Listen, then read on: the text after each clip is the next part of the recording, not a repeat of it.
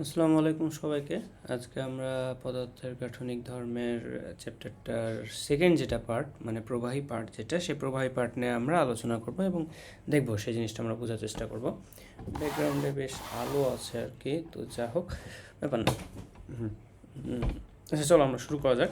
তো এখন পদার্থের গাঠনিক ধর্ম, এখন পদার্থের গাঠনিক ধর্মের আমরা এখানে আজকে শুরুতে যে টপিকগুলো দেখব সেটা কি কি, এক মিনিট। তোমার হচ্ছে ঘর্ষণ, তারপরে হচ্ছে সান্দ্রতা, প্লাবতা, তারপর আমরা পৃষ্ঠটান দেখবো। এগুলো আমরা অর্ডার বাই অর্ডার এক বাই এক।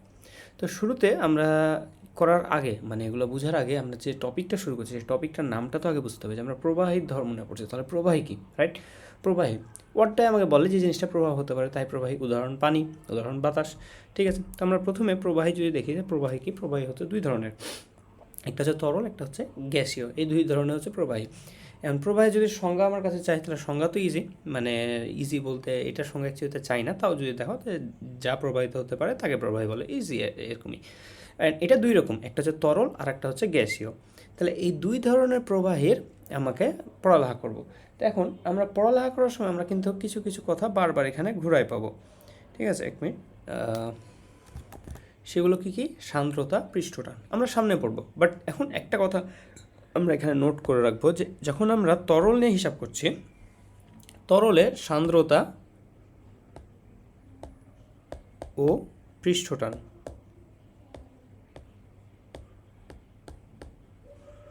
আছে, মানে দুইটাই আছে আমরা। কিন্তু যখন আমরা গ্যাসীয় নিয়ে হিসাব করব তখন হিসাবটা চেঞ্জ হয়ে যাবে। হিসাবটা চেঞ্জ হয়ে যাবে বলতে তখন আমরা দুইটাই পাবো না। গ্যাসীয়র ক্ষেত্রে আমরা তোমার হচ্ছে সান্দ্রতা পাবো, মানে সান্দ্রতা থাকবে, সান্দ্রতা আছে, তাহলে কি নাই? পৃষ্ঠটান নাই। এগুলো কি সেটা আপাতত আমি এক্সপ্লেন করছি না, কেন? কারণ এটা সামনে আমরা দেখবো এগুলোর মানে কি, এগুলো কেন এর আছে, কেন আর নাই, কী এমন বৈশিষ্ট্য আছে যার কারণে গ্যাসের পৃষ্ঠটান থাকতে পারে না, সেগুলো আমরা ফিউচারে দেখবো। পৃষ্ঠটান নেই। ঠিক আছে, আপাতত এইটুক জাস্ট আমরা নোট করব যে আমরা যখন প্রবাহী নিয়ে হিসাব করবো তখন তরলের সান্দ্রতা বা পৃষ্ঠটান আছে, কিন্তু তোমার গ্যাসীয় সান্দ্রতা আছে থাকলেও তোমার পৃষ্ঠটান নাই। আচ্ছা, দ্যাটস ইট। এখানে আরও কিছু লেখা আছে যে আমরা এখানে কী কী পড়বো, সেটা হচ্ছে প্লাবতা, সান্দ্রতা, পৃষ্ঠটান নিয়ে যেগুলো পড়বো দেখা যাক। দাও, কঠিন পদার্থের, ঠিক আছে, কঠিন পদার্থের জন্য এদের নির্দিষ্ট আকার নেই, কিন্তু এদের নিজস্ব বলবিজ্ঞানের নিয়ম রয়েছে। মানে কি বলবিজ্ঞানে আমরা এদের বিষয় নিয়ে যেসব পড়ালেখা করি, মানে সান্দ্রতা, তারপর প্রবাহী, এগুলো মানে প্রবাহর যেসব ধর্ম সেগুলো নিয়ে আমরা হিসাব করব। তো এখানে আমরা আরেকটা, এক মিনিট, শুরু করার আগে মানে এই চ্যাপ্টার শুরু করার আগে আরেকটা ছোট জিনিস পড়াই দেবো, সেটা হচ্ছে দুইটা ডিফারেন্ট বল, দুই ধরনের বল থাকে। বল দুইটার আমরা নাম একটু লিখি। সেটা একটা কি, সেটা হচ্ছে সংশক্তি, বানানটা একটু হয়তো কঠিন বা সামথিং, দেখো, সংশক্তি এরকম উচ্চারণ। একটা হচ্ছে সংশক্তি বল,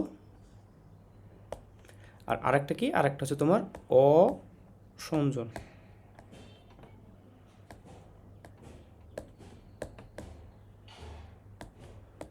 বুঝতে পারছি দুইটা ডিফারেন্ট, এই নামগুলো তোমার আশা করি এর আগে কখনো পড়োনি, শুনোনি, এখন আমরা দেখছি।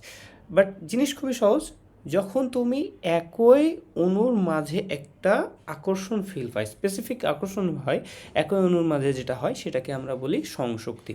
উদাহরণ কি, পানির অণু। ঠিক আছে, তাহলে সংশক্তির সাথে সাথে আরেকটা ওয়ার্ড লিখে দাও, মানে এখানে লেখো, সেটা হচ্ছে যে একই, লেখো যে একই জাতীয়। আচ্ছা, তো যখন সংশক্তি বল নিয়ে আমরা হিসাব করছিলাম, সেটা হচ্ছে মূলত যখন তুমি একই জাতীয় অণুর মাঝে, উদাহরণ একটা পানি যখন আছে একটা বোতলের ভিতর, সেই বোতলের ভিতরে পানির অণুর মাঝে একটা আকর্ষণ ফিল করে, যেটাকে আমরা বলি সংশক্তি বল বলা হয়।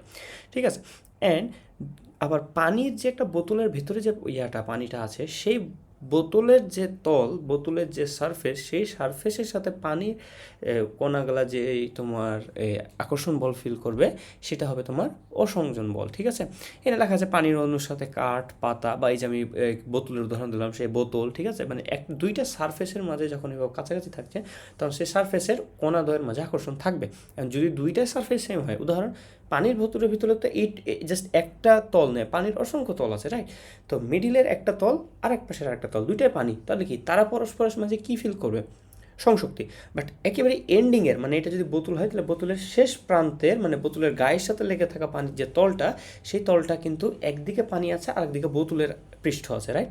তো তখন যে ওই পৃষ্ঠের সাথে যে বলটা ফিল করবে সেটা হচ্ছে অসংযোজন বল, ঠিক আছে? তো এই দুইটা হচ্ছে আমার দুইটা ডিফারেন্ট বল। আপাতত একটা এক্সট্রা তথ্য জানাই রাখি, সেটা হচ্ছে অসংযোজন বল শক্তিশালী হয়, ঠিক আছে?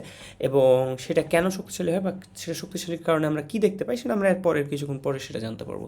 চলো এটুকু জানার পরে এখন আমরা আর্কিমিডিসের একটা স্বাভাবিক কেন একটা নর্মাল জ্ঞানের মাঝে আসে, যেটা আমরা ক্লাস 9-এ পড়েছিলাম, সম্ভবত 5th চ্যাপ্টারে থাকতো এটা, ক্লাস 9-10-এ। তো যাক, তো আর্কিমিডিস কী বলেছিলেন যে স্বাভাবিক তোমার কাছে যদি এখন একটা বস্তু থাকে, রাইট? এটা একটা বস্তু ধরে নাও, এটা একটা তোমার বস্তু, থামো। তো তোমার কাছে মনে করো একটা পানির পাত্র আছে, রাইট? পানির পাত্র আছে যেটার উপর তোমার এখানে একটা বস্তু ছিল, রাইট? এখন তুমি যেটা করলা যে এই বস্তুটাকে তুমি পানির এই জায়গাটাতে ফেলে দিলা। এখন তুমি যখন একে পানির ভিতরে ডুবাই দিবা, শুরুতে তো একটা অ্যামাউন্ট কোয়ান্টিটি অফ পানি ছিল, ঠিক আছে? লেটস সে তোমার পানি ছিল শুরুতে এতটুকু, এখান পর্যন্ত পানি ছিল, ঠিক আছে? একটু ডট ডট দিয়ে এক্সপ্লেন করি। এখন অতটুক পানি ছিল শুরুতে, এখন তুমি যখন এই বস্তুটাকে তার ভিতর ডুবাই দিলা, ও আচ্ছা, এটা মানে অতটুক না, বরং একেবারে ফুল পানি থাকে, ঠিক আছে? যখন তুমি আর একটা বস্তু ডুবালে তখন কী হয়, তুমি একটা যখন ফুল বালতিতে একটা ধরো ফুটবল ডুবাই দিলা, কী হলো, পানি উপচে পড়ে যাবে, এটাও সেম। তাহলে পানি উপচে, লেটস সে তোমার পানি যে উপচে গেল, সেই উপচে পড়া পানি তুমি আরেক জায়গাতে কালেক্ট করলা, ঠিক আছে? এই আর একটা পাত্র, যে পাত্রে তুমি সেই যেটুক পানি উপচে পড়ে গেল সেইটুক তুমি কালেক্ট করলা। তাহলে কালেক্ট করার পর কী দেখবা যে ধরো এতটুক পানি এখানে পড়ে গেছে, ঠিক আছে? এতটুক পানি। তাহলে এইটা থেকে আমরা আর্কিমিডিস কিছু স্পেসিফিক তথ্য দেয়, সেই স্পেসিফিক তথ্যগুলো দেখব। এই বস্তুটার একটা ভর আছে নিজস্ব এবং একটা আয়তন আছে, নিজস্ব আয়তন, তার মানে কি এর m=ρ v আছে একটা। তো এর একটা আয়তন আছে। এখন এটা আমরা জানি, আর্কিমিডিস বলেছিলেন যে কোনো একটা বস্তু, ঠিক আছে, একটা সুন্দর বস্তু তো আমরা আয়তন বের করতে পারি ইজিলি, তো একটা অসম বস্তুর কীভাবে আয়তন বের করতে হয় সেটার জন্য এই আর্কিমিডিসের এই থ্রুই আমরা প্রথম মানে সাকসেসফুলি বের করা শিখি আর কি। সেটা হচ্ছে যে এই যে পানিতে ফেলবা এর নিজস্ব যে আয়তন আছে, ঠিক সেই পরিমাণ আয়তনই এই, একটু অপেক্ষা করো, কী হলো,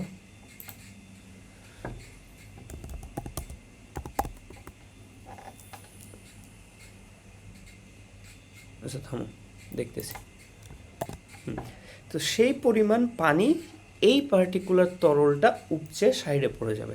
তার মানে এর নিজস্ব যেটা আয়তন, সেই পরিমাণের আয়তন আমরা এই জায়গাটাতেও ওই পানিটা দেখতে পারবো। এটা হচ্ছে প্রথম কথা। এবার প্লাবতা কি, এটা তো আমরা জানি যে কোনো একটা জিনিস, আমার ওজন লেটসে, ঠিক আছে, আমার ওজন ধরো লেটসে বলছি এমনি 70-80 কেজি, ঠিক আছে? 70-80 কেজি, তার মানে ওজন কত, সেটার সাথে 9.8 গুণ করে যে ভ্যালু পাবা, ঠিক আছে? এখন মনে করো যে আমি বলছি কোনো একটা মানুষ না বলে কোনো একটা বস্তু যেটা হচ্ছে 500 নিউটন, ঠিক আছে, মানে তার ওজন এবং 9.8 গুণ করে 500 নিউটন পাইছো। তাহলে 500 নিউটন পাওয়ার পর সেটা হচ্ছে তার কি, তাহলে তার শূন্য বায়ুতে, মানে বায়ুতে বা শূন্য স্থানে যেটা বলে, তাহলে বায়ুতে ওজন হচ্ছে 50 নিউটন, 500 নিউটন। সেটা যখন তুমি পানিতে ফেলবা, আমার আর্কিমিডিসের ওখান থেকে আমরা কি জানতে পারি, পানির একটা প্লবতা, মানে পানির প্রবাহে একটা প্লবতা থাকে, নিচ থেকে একটা ধাক্কা দেয়, ঠিক আছে? তার কারণে তার ওজন কম ফিল হয়। তাহলে 500 নিউটনের জায়গায় সেই জায়গাটাতে ধরে নাও 400 নিউটন ফিল করছে। তাহলে 400 নিউটন যে ফিল করছে, কেন ফিল করছে, তাহলে এই যে 100 নিউটন হারাই ফেলো না, সেটা কি, সেটাই হচ্ছে আমার কি বলার নাম, সরি এনে আটকে গেলাম,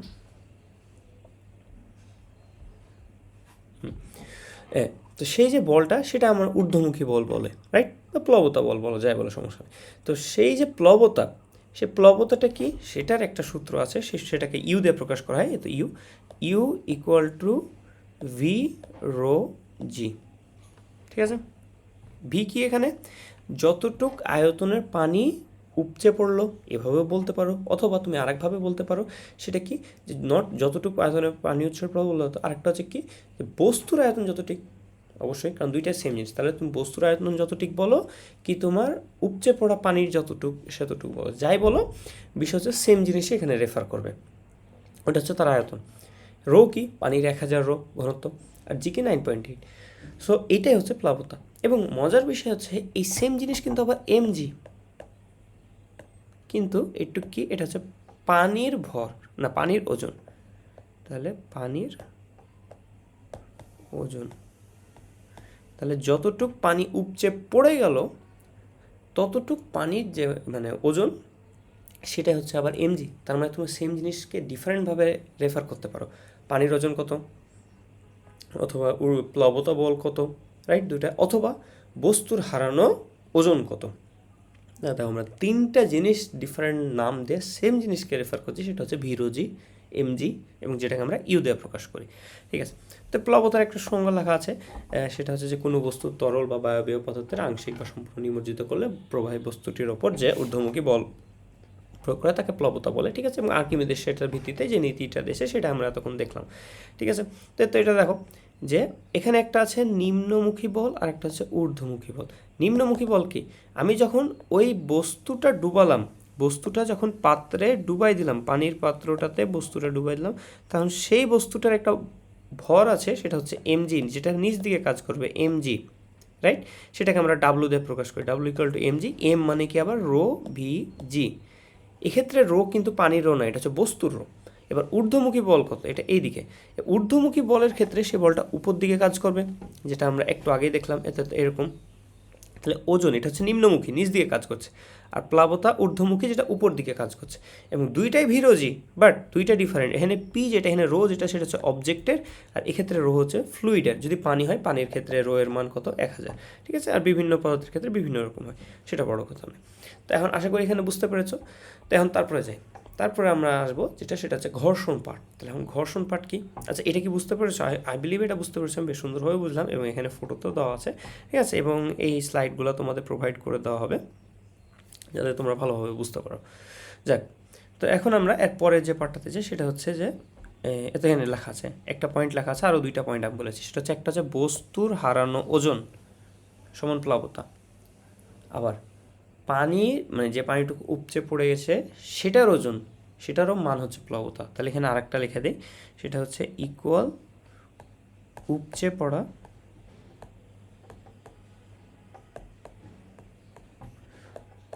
পানির ওজন। ঠিক আছে, তাহলে এটা হচ্ছে আরেকটা জিনিস দেখলাম। এরপরে চলো, এবং সবগুলারই সূত্র কি, সবগুলারই সূত্র হচ্ছে তোমার এইটা, ভিরোজি। কিন্তু এখানে রো কিন্তু বস্তুটার না, এখানে রো হচ্ছে যে প্রবাহীটাতে ডুবাচ্ছ, পানি, তেল, যাতে কেরোসিন যাতেই ডুবাও, সেটার যেটা রো, সেটা হচ্ছে যেটা। তাহলে এই তিনটা জিনিসেরই সূত্র এইটা। ঠিক আছে, বুঝতে পেরেছো? চলো এবার আসি আমরা ঘর্ষণ। আমরা নিউটনে খুব সুন্দর একটা চ্যাপ্টার পড়েছি, টপিক পড়েছি, সেটা হচ্ছে ঘর্ষণ। আমরা ডিফারেন্টভাবে ঘর্ষণ পড়েছি, সোজা, উপরি, মানে ওই ইনক্লাইন্ড, আবার ইনক্লাইন্ডের সাথে আবার ইনক্লাইন্ড মানে ভাবে ফোর্স থাকে, বিভিন্নভাবে পড়েছি, সেটা বলবো না। অর্থাৎ সেখান থেকে আমরা মাত্র তিনটা কথা মাথায় আনবো। কি, কখন ফ্রিকশনটা হতো, দুইটা অমসৃণ অথবা দুইটার মধ্যে যে কোনো একটা অমসৃণ যদি তল থাকে, তাহলে সেই দুইটা তলের মাঝে হতো। তাহলে প্রথম কথা, তলের মাঝে হয়। দ্বিতীয় কথা কি, যেদিকে ফোর্স দেওয়া হচ্ছে, যেদিকে যাচ্ছে বা যেতে চাচ্ছে, অর্থাৎ গতি, তার গতি, ঠিক আছে, যেদিকে তার গতি অথবা গতি দিতে চাচ্ছে তার বিপরীত দিকে ফ্রিকশন ফোর্স কাজ করে। এইটা হচ্ছে দুইটা। আই ডোন্ট থিঙ্ক এটা বাদে আর কিছু আছে। আরেকটা হচ্ছে সেটা কঠিন পদার্থের ধর্ম। ঠিক আছে, এই তিনটা। তো এখন এই তিনটা আমরা ওখান থেকে জানতে পেরেছি, ভালো কথা। এখানে আমার ওই পার্থক্য দেওয়া আছে। তো এটা কঠিন ঘর্ষণ। ঠিক আছে, কঠিন ঘর্ষে স্পর্শ তলের উপর, আচ্ছা যাই কোটা আলাদা বিষয়। তো এখন এই তিনটা আমরা জানি।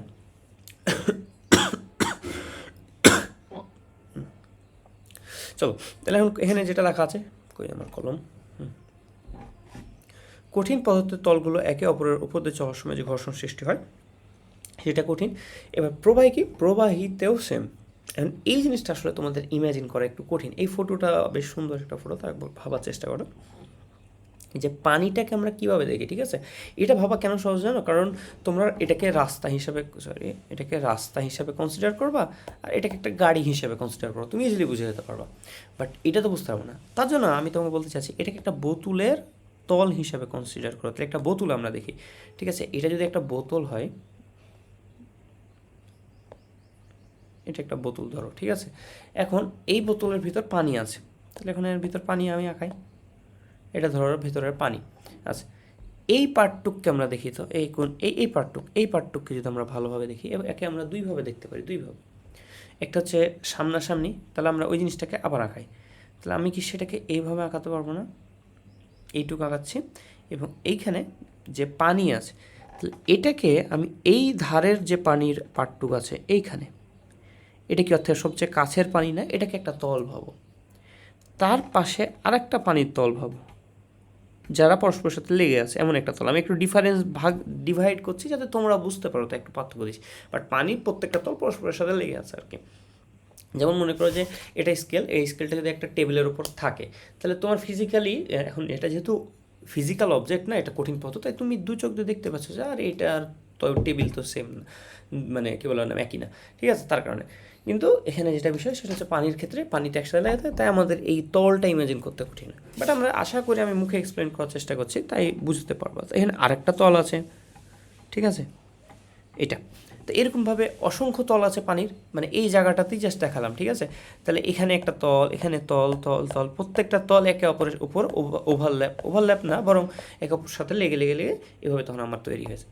তো এটা হচ্ছে একটা পাশ। এখন এটাকে আমরা আরেকভাবেও দেখতে পারি, মানে এই পার্টটা আসলে তোমাদের বোঝার জন্য আমি কথা দিয়েছি। সেটা হচ্ছে আমরা উপর থেকে দেখব, ঠিক আছে? আমরা ক্রস সেকশন এবার সামনে থেকে দেখলাম, এবার উপর থেকে দেখব। উপর থেকে দেখলে আমি যদি এই জায়গাটা একটা কাট মারি, এখান থেকে যদি একটা কাট মারি, তাহলে এই পার্টটুকুকে কি আমি যদি বলি এইভাবে দেখবো, তাহলে কি আমি ভুল বলছি?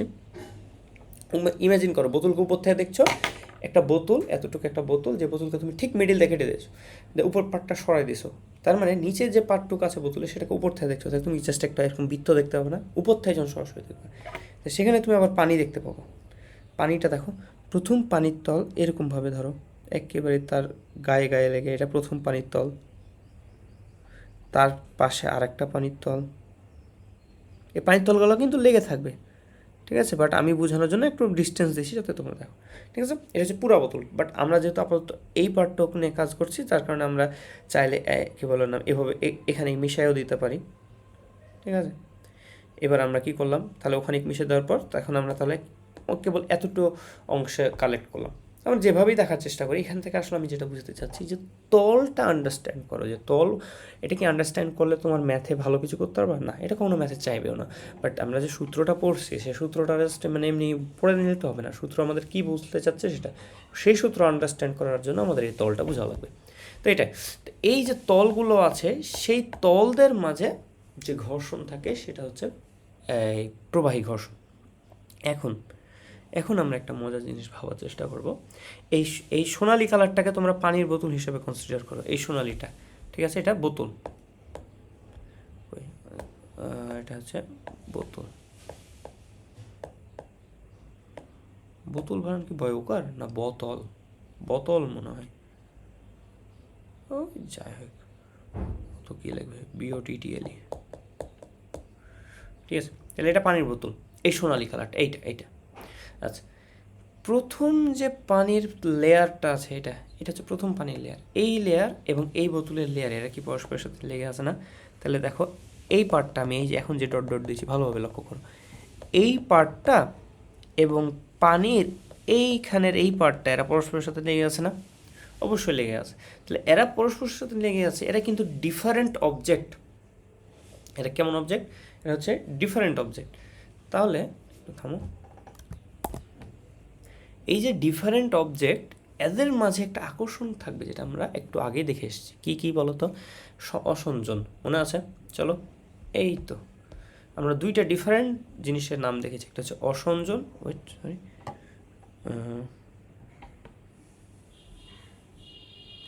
হ্যাঁ, একটা হচ্ছে অসংযোজন আর একটা হচ্ছে সংশক্তি। তাহলে আমি যদি বলি যে এই পার্টিকুলার কেসটাতে, হ্যাঁ, হাতটা এবার দেখা যাচ্ছে ভালোভাবে, ঠিক আছে? তো এই পার্টিকুলার কেসে আমি যদি বলি যে এই তলটা, যেটা নিচের তল এবং পানির প্রথম তলের মাঝের একটা স্পেসিফিক জিনিস থাকে, সেটা হচ্ছে মানে স্পেসিফিক বল, যেটা আকর্ষণ বল থাকবে, সেটা হচ্ছে অসংযোজন বল বলতে পারবো, রাইট? হ্যাঁ, এবং আবার দেখো তো দ্বিতীয় ক্ষেত্রে কিন্তু আলাদা হয়ে গেল। দ্বিতীয় লেয়ারের পানিটা দেখো তো, দ্বিতীয় লেয়ারের পানিটার এই দিকেও আছে পানি, আবার ওরও এইদিকে পানি, আবার ওই প্রান্তেও পানি, ওদিক থেকে যেটা ফিল করছে সেটাও পানি। তার মানে এই সেকেন্ড যে লেয়ার, অনুরূপ থার্ড যে লেয়ার, অনুরূপ ফোর্থ যে লেয়ার, প্রতিটা লেয়ার তখন ডিফারেন্ট হয়ে গেছে। ডিফারেন্ট হয়ে গেছে মিনিং হচ্ছে তাদের মাঝে দুই দিকেই এবার সংশক্তি বল আছে, অসংযোজন বল বলতে কিছু নাই। ঠিক আছে, এটা হচ্ছে বোঝার বিষয়, মানে বোঝার বিষয় না, এটা তো জাস্ট আমরা অ্যানালাইজ করলাম যে ওই যে দুইটা বল আমরা একটু আগে পড়ে আসলাম, ওই দুইটা বলের সাথে সম্পর্কটা দেখলাম। কেন আমি বারবার এই বলটা দেখতে চাচ্ছি, কারণ আমরা পরের স্লাইডেই আরেকটা স্লাইড পরেই এটা আমরা দেখবো, এটা তখন আমাদের বোঝা লাগবে। আপাতত জাস্ট এটা বুঝলাম যে যখন তলের সাথে যে লেয়ারটা যখন থাকবে তাদের অণুর মাঝে যে আকর্ষণটা থাকবে সেটা হচ্ছে অসঞ্চন বল, এবং যখনই পার হয়ে পরবর্তী লেয়ারগুলোতে চলে যাবে তখন এক লেয়ার আরেক লেয়ার, দুই দিকে আছে তার পানি, সেখানে সংশক্তি বল। এই দুইটা জিনিস জানবো। আরেকটা জিনিস আমি একটু টাচ করাই দিই, পরে ওটা আমরা ভালোভাবে পড়বো, সেটা হচ্ছে যে যত দূরে যাবে তত সংশক্তি বাড়বে, এবং মানে তত মানে কী বলবো উইক হয়ে যাবে বিষয়টা, এভাবে ইজিভাবে যদি বলি। থাক, ওটা এখন টাচ না করি, আমরা 2 স্লাইড পরে ওটা পাবো, তখন ওটা আরও ভালোভাবে এক্সপ্লেন করবো। চলো, সরি হয়ে গেল। আচ্ছা, এই সংজ্ঞাটা বেশ ইম্পর্টেন্ট, এই সংজ্ঞাটা তোমরা দেখে নিবা। ঠিক আছে, এখানে সুন্দর মতো লেখা আছে, তোমরা একটু খাতায় তুলে নেবে। এগুলো আমরা এতক্ষণ বলছি, বাট কেবল মুখে বললে তো না, মুখে তো আমরা বুঝাচ্ছি, বাট মুখস্থ জিনিসগুলো ফিজিক্যালি হাতে লেখা। ঠিক আছে, আমি এই স্লাইডগুলো দিয়ে দেবো, ডিসক্রিপশন বক্সে একটা লিঙ্ক থাকবে ঠিক মতো, বাট এখানে এই সংজ্ঞাটা তোমরা দেখে নেবে, এটা বেশ ইম্পর্টেন্ট একটা সংজ্ঞা। ঠিক আছে, যে সান্দ্রতা কাকে বলে। চলো, এখানে কয়েকটা জিনিস দেখানে যে এটা খুব একটা ইম্পর্টেন্ট স্লাইড না, জাস্ট আমরা একটু ভিজুয়ালাইজ করার জন্য, যে তুলনামূলক যদি আমরা দেখতে চাই তাহলে কী দেখবো, যে তল মানে হচ্ছে এরিয়া নিয়ে যদি হিসাব করি, তাহলে কঠিন ঘর্ষণের ক্ষেত্রে স্পর্শ তলের ক্ষেত্রফলের উপর নির্ভর করে না। তুমি রাস্তার উপর দিয়ে যাচ্ছ, একটা বাস রাস্তার উপর দিয়ে যাচ্ছে, রাস্তাটা বেশি মোটা কি কম মোটা, কি রাস্তার চড়ত্ব বেশি না কম চড়ত্ব, সেটাকে আমরা কখনো ভাবি না। আমরা কী ভাবি, জাস্ট ওই রাস্তা যেটা মিউ থাকে ঘর্ষণ গুণাঙ্ক, সেই মিউটা নিয়ে আমরা ইমাজিন করি, রাস্তার ক্ষেত্রফল নিয়ে ভাবি না।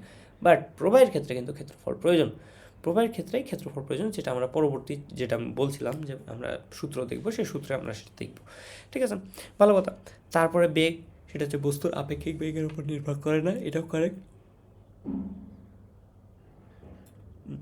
মানে মানে হচ্ছে যে তোমার যখন একটা তুমি এইভাবে একটা যখন রাস্তাতে গাড়িটা যাচ্ছে, সবসময় গাড়ির সাথে ইমাজিন করো তো একটু কষ্ট করে, যখন গাড়িটা যাচ্ছে গাড়ি মানে আর রাস্তার মাঝের আপেক্ষিক বেগ কি কখনো তার এই ঘর্ষণ বৃদ্ধি বা কম করতে পারে? না, ঘর্ষণ একমাত্র বৃদ্ধি হওয়া পসিবল যদি প্রতিক্রিয়া বলটা ইনক্রিজ হয়। প্রতিক্রিয়া বল মাল্টিপলভাবে ইনক্রিজ হতে পারে, সেটা নিউটনের চ্যাপ্টারের পড়ালেখা, নিউটনিয়ান চ্যাপ্টারের পড়ালেখা, এই চ্যাপ্টারের পড়ালেখা না, বাট আমরা এইটুক জানি অন্তত যে প্রতিক্রিয়া বলের ওপর ঘর্ষণ বল নির্ভর করে, এবং ঘর্ষণ গুণাঙ্ক কোনো একটা পার্টিকুলার কেসের ক্ষেত্রে ফিক্স থাকে, মানে একটা পার্টিকুলার রাস্তা একটা পার্টিকুলার বিষয়ের ক্ষেত্রে সেটা ফিক্সড থাকবে, রাইট? এই দুইটা জিনিস আমরা জানি। তো এটা গেল, একটাতে গেল তাহলে তল, একটা গেল বেগ, আর একটা মাধ্যম। এটা তো দেখা যাচ্ছে যে দুইটা ডিফারেন্ট কঠিন বস্তুর মাধ্যম, আর এটা হচ্ছে দুইটা ডিফারেন্ট স্তর, মানে একটা প্রবাহের একই প্রবাহের হবে, বাট আমরা এখানে দুইটা ডিফারেন্ট, এক বলার নাম তল। ঠিক আছে, দুইটা ডিফারেন্ট তল নিয়ে হিসাব করবো। চলো, এখন আমরা পরের পার্টে যাই, যে এটা স্যার পরের স্লাইডটাতে ভালোভাবে বুঝবো, এটা কালেক্ট করা স্লাইড। ঠিক আছে, এখন এই স্লাইডটা একটু কষ্ট করে এখন খুব মনোযোগ দিয়ে ভাবার চেষ্টা করো। এই ছবিটা একটু ইমাজিন করো তো, এটা একটু হেলানো একটা তল। ঠিক আছে, এটা একটা ধরো প্লাস্টিক বা যাই বলো, এখান থেকে পানি ফেলছে, দেখো এখান থেকে পানি পড়ছে। ঠিক আছে, এটা পানি পড়ছে, বা এমনি এতগুলো না ভাবো, তোমার মনে করো এই জায়গাটাতে একটা বোতল দেয় বা একটা হাঁড়ি দিয়ে পানি ফেলে দিলে, এই জায়গাটাতে কিছু পানি ফেলে দিল। তখন পানি যখন ফেললে তখন কী করবে, এটা তো স্বাভাবিক জ্ঞান, এভাবে সময় করে সেটা নিচ দিকে চলে আসবে, তাই না? পানি নিচ দিকে পড়তে থাকবে। তাহলে এখন আমরা এই যে পানি পড়তে থাকলো, এটা আমরা লাভ কি, আমরা এখন কী পড়ালেখা করবো, সেই পড়ালেখাটা এখানে নিউটনিয়ান একটা সূত্র, নিউটন একটা সূত্র দিয়ে গেছেন এটা নিয়ে, এবং বেশ ইম্পর্টেন্ট, মানে এটা হচ্ছে আমাদের সান্দ্রতা বল নিয়ে হিসাব করার প্রথম একটা ধাপ উনি দিয়ে গেছেন। ফিউচারে আরও ডেভেলপ হয়েছে, ফিউচারে মানুষ আরও অনেক, কারণ সান্দ্রতা তো অনেক ভাস্ট একটা পড়ালেখা, যাক, বাট উনি এই জিনিসটা একটা সুন্দর একটা সূত্র এবং মানে তত্ত্ব দিয়ে আমাদের প্রথম করে গেছিলো, মানে স্ট্যান্ডার্ডাইজ যেটা বলো বা যাই বলো, সেটা হচ্ছে এইটা ধরো এই যে লাস্টের যে এই লাস্টের এই কালো কালার যেটা দেওয়া আছে, সেটা ধরো এই যে তলটা, যে এটা পলিথিন বলো কাঁচ বলো বা এখানে যাই রাখো, সেই যে তলটা যেটার উপর গড়ায় গড়ায় পড়ছে, সেটা এই তলটা, এবং তুমি পানি ফেলে দিয়েছো, মনে করো পানির শুরুতে এই জায়গাটাতে এইভাবে ফেলে দিয়েছো এক জায়গাতে, তখন পানি পড়া শুরু করবে, পানি নিচ থেকে পড়া শুরু করবে। তো এখানে প্রত্যেকটা একটা তলের একটা ক্ষেত্রফল আছে, এই যে ক্ষেত্রফলটা, ঠিক আছে, প্রত্যেকটাতে। এবং তখন নিউটন যেটা করলেন, উনি বিভিন্ন করলেন যে বিভিন্ন তলে তিনি বাইসেক্ট করলেন, যে উনি দেখালেন যে এক্ষেত্রে বেশ কিছু হিসাব আমরা দেখতে পাই। সর্বনিম্ন যে তলটা থাকে এইটা, সেই তলের ভি হয় 0। মানে কি বললাম বুঝাচ্ছি, ভালো লক্ষ্য করে। এখন তোমার বাড়ির যে দরজা আছে, তুমি এখন ভাবো তোমার বাড়ির দরজাটার দিকে তাকাও, ঠিক আছে। এখন দরজাটা তুমি হয়তো খুলে আনলা, এভাবে হেলান করে রাখলা, এটা ধরো ওই দরজাটা এভাবে বাঁকায় রাখলাম, ঠিক আছে। এমনি কাঠ হলে তো কাঠ ভিজবে, বাট এই দরজাগুলো ওভাবে ভিজবে না, বা আশা করি ওরকম, মানে ধরে নাও যেটা ওয়াটারপ্রুফ রং করা আছে। তো সেখানে যখন তুমি পানি দিবা, তখন দেখবা পানি অবশ্যই গোড়ায় পড়বে, বাট স্টিল তুমি এই জায়গাটাতে যদি হাত দাও, তুমি দেখবে ভিজে আছে, রাইট? তুমি দেখবা ভিজে আছে। কিন্তু তুমি তো বলেছো যে এটা তো ওয়াটারপ্রুফ রং, কাঠের সাথে তো কাঠ তো ভিজে যাওয়ার কথা না, তাও কেন এই তলটার সাথে পানি লেগে হাত দিচ্ছি, তো আমি কেন পানি ফিল পাচ্ছি? পানি তো সব গোড়ায় পড়ে যাওয়ার কথা। তুমি এইভাবে ফুল একেবারে বাঁকা না, তুমি একেবারে ফুল করো, তাও দেখো এটা আছে। তুমি ভাবা ভিজে গেছে, ঠিক আছে। তার কারণে আমি ভিজে গেছে ওটাতে তুমি না ভাবো, তার কারণে আমি তোমাকে ওয়াটারপ্রুফ রঙেরও কথা বলছি। তাহলে তাও তুমি পানি এখানে ফিল পাবা, যে তাহলে পানিটা আছে কেন, এখানে লেগে আছে কেন? সেটা হচ্ছে বিষয়, যে প্রবাহের তুমি যখন এখানে এতগুলো পানি দিও, এখানে 1 2 3 4 5 মনে করো 15টা লেয়ার আছে পানি, এতটুকু মোটা পানি, এটার সাথে তুমি ছিটিয়ে দিয়েছো, এখানে এতটুকু মোটা পানি এভাবে গড়ে গড়ে গড়ে গড়ে পড়ছে। এখানে মনে করো 10টা লেয়ার আছে। উপরের লেয়ারগুলা সবসময় দ্রুত পড়বে, দ্রুত। নিচের লেয়ারগুলো তার থেকে কম ভেলোসিটি নিয়ে পড়বে, এবং সর্বনিম্ন যে লেয়ার থাকবে সে নিচে পড়তে পারবে না, সে ওই তলের সাথে লেগে থাকবে। কেন? নিচে কি আছে? সব নিচে আমাকে বলো তো, সব নিচে কি ওই দরজা বা ওই প্লাস্টিকের বোতল বা ওই পলিথিন বা কাঁচ যার উপরে এক্সপেরিমেন্ট করছো তুমি, সেই জিনিসটা আছে না? এটা আছে না? অবশ্যই। তাহলে এখন এইখানে এটার সাথে যে পানি লেগে আছে, সেই পানিটা দেখো তো, আমরা একটু আগে যে সব ডট ডট দিয়ে প্রকাশ করছিলাম সেটা যদি প্রকাশ করি, তাহলে এই তল যেটা, এই তলের এই দিকটাতে আছে পিঙ্ক কালার, এবং অ্যাট দ্য সেম টাইম এই দিকটাতে আছে ব্লু কালার। দুইটা ডিফারেন্ট কালার আছে এই জায়গাটাতে, ঠিক আছে। যদি এটা ফুটছে না, বাট এই জায়গাটা ব্লু কালার, ধরো এই জায়গাটা ব্লু কালার, ঠিক আছে। এটা হচ্ছে ব্লু কালার, আর এই জায়গাটা হচ্ছে পার্পল কালার, ঠিক আছে। দুইটা ডিফারেন্ট কালার। তো এখানে কি বল থাকবে বলতো? অসংযোজন বল। আর এইখানে কি থাকবে? এইটার ক্ষেত্রে সমশক্তি বল। এবং আমি কি বলেছি? অসংযোজন বল স্ট্রঙ্গার। দ্যাটস ওয়াই এই জায়গাটাতে মানে সর্বনিম্ন তলে যে অসংযোজন বল থাকে, সে অসংযোজন বলকে গ্র্যাভিটেশনাল ফোর্স নিচে টানতে পারে না, গ্র্যাভিটেশনাল ফোর্স ইনাফ স্ট্রেংথ দিতে পারে না তাকে এই অসংযোজন বলটা থেকে মানে ছুটে নিচে পড়ে যাওয়ার কারণে। কারণ এই ক্ষেত্রে এটার আকর্ষণ বেশি হয়, যার কারণে সেই পার্টিকুলার তলটার সাথে সর্বনিম্ন লেয়ারের যে ওয়াটার তা লেগে থাকে, সেখানে কোনো ভেলোসিটি পাই না। সেটা ওয়ালটাকে তুমি এভাবে ইনক্লাইন্ড রাখো, কি এভাবে রাখো, কি এরকম করো, যাই করো, সেটা ওই তলের সাথে লেগে থাকবে, ঠিক আছে। এটা গেল কথা। এবং তার উপরের লেয়ারগুলো কিন্তু দেখো তার থেকে মুক্ত স্বাধীন, ঠিক আছে। ছোটো করে একটা ডায়লগ ছিল, শিয়াল এখন নাচা শুরু করলো, আমরা এখন মুক্ত স্বাধীন নাচছি আমরা তাধীন তাধীন, হোয়াট এভার, যাক। এই পার্টিকুলারটা দেখো তো, এর এইদিকেও পানি, এইদিকেও পানি, এবার স্পিড পাবে একটা, এরও এইদিকে পানি, এইদিকে পানি, স্পিড পাবে। বাট এখানে যেটা আমরা দেখতে পাই, যে যখন তুমি পানি করবা, দেখবা যে যেই জায়গাটাতে পানি বেশি মোটা, তুমি একটু ভাবার চেষ্টা করো, তোমরা ফিজিক্যালি এটা ইমেজিন করো, ঠিক আছে। এখন পরীক্ষার এখন পড়াচ্ছি এমন তো তুমি পানি এক্সপেরিমেন্ট করো, বাট ফিজিক্যালি করো। যখন একটা হেলানো তলে তুমি যদি একটু এক গ্লাস পানি ঢেলে দাও, তাহলে যে জায়গাটাতে পানি মোটা, ঠিক আছে, অথবা তুমি ভাবো তো একটা পাতার উপরেই পানি আছে, তো পাতার উপর যখন পানিটা একটু মোটা হয়, বেশি মোটা হয়, তখন কি সেটা শোঁ করেভাবে পড়ে নিচে। আর অল্প একটু মোটা পানি হলে সে ধীরে ধীরে পড়ে। যে পানির ফোঁটাটা বেশি মানে ফোঁটা বা যাই বলো, যেটা একটু বেশি মোটা জায়গা ধরে আছে, সেটা দ্রুত গড়ায় পড়ে। কেন? কারণ সেখানে অনেকগুলো লেয়ার আছে, এবং হায়ার যত বেশি লেয়ার, তত উপর দিকের লেয়াররা বেশি স্পিডে পড়তে পারে।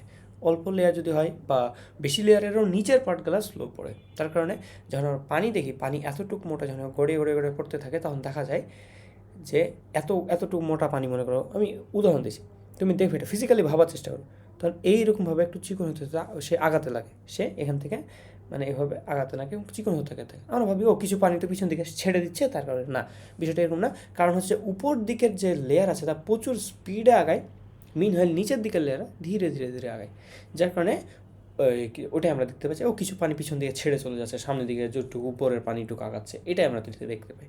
আসলে আমরা এগুলো সবই দেখি, সবই ইমাজিন করি, বাট ফিজিক্স ওয়াইজ কেন হয় সেটা আমরা ভাবার চেষ্টা করি না। যাক, তো এইটাই আমরা উনি দেখাইছেন, সেখান থেকে একটা সূত্র উনি করেছেন, নিউটনস ল, সেটা হচ্ছে যে আমাদের সে সান্দ্রটা বল যেটা, ঠিক আছে, ভিসকাস ফোর্স যেটা, সে ভিসকাস ফোর্সের তোমার মানটা বের করেছে, যেখানে একটা একক ইনি ইউজ করেছেন। ইনি দুইটা জিনিস, ঠিক আছে, নিউটনিয়ান ল। তিনি দেখছেন যে এই যে ক্ষেত্রফল, পৃষ্ঠের ক্ষেত্রফলটা যত বেশি, তোমাকে বললাম পানির ফোঁটাটা যত বড়, সেখানে তত বেশি ফোর্স অ্যাপ্লাই হয়। আর এইখানে একটু মজাদার জিনিস দেখো তো, এটার কিন্তু একটা নাম আছে, দেখতে পাচ্ছ, কই গেল, থামো,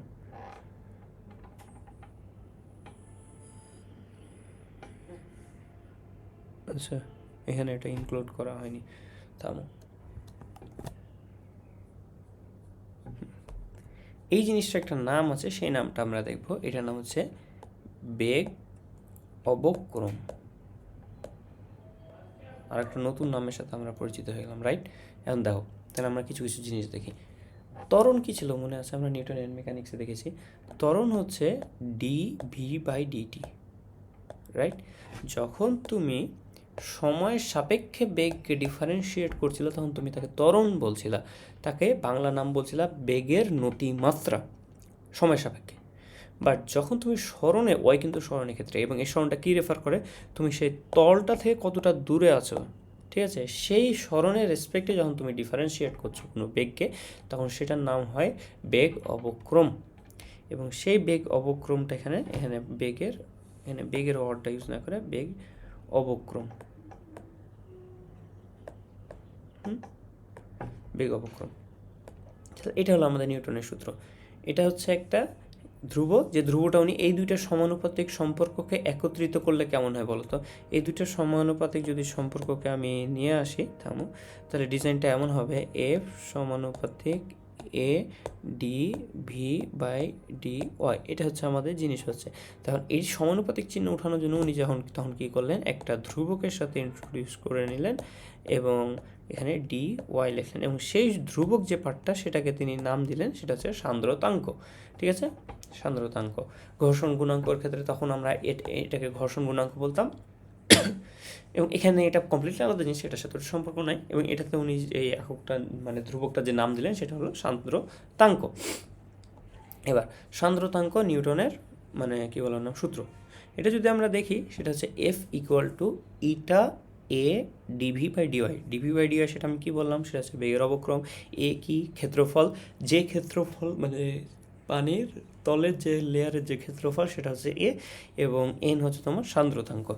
এখানে তোমার এটা একটা লেখা আছে যে সান্দ্রতাঙ্ক কিন্তু সমানুপাতিক ধ্রুব, যা প্রবাহীর প্রকৃতির উপর নির্ভর করে।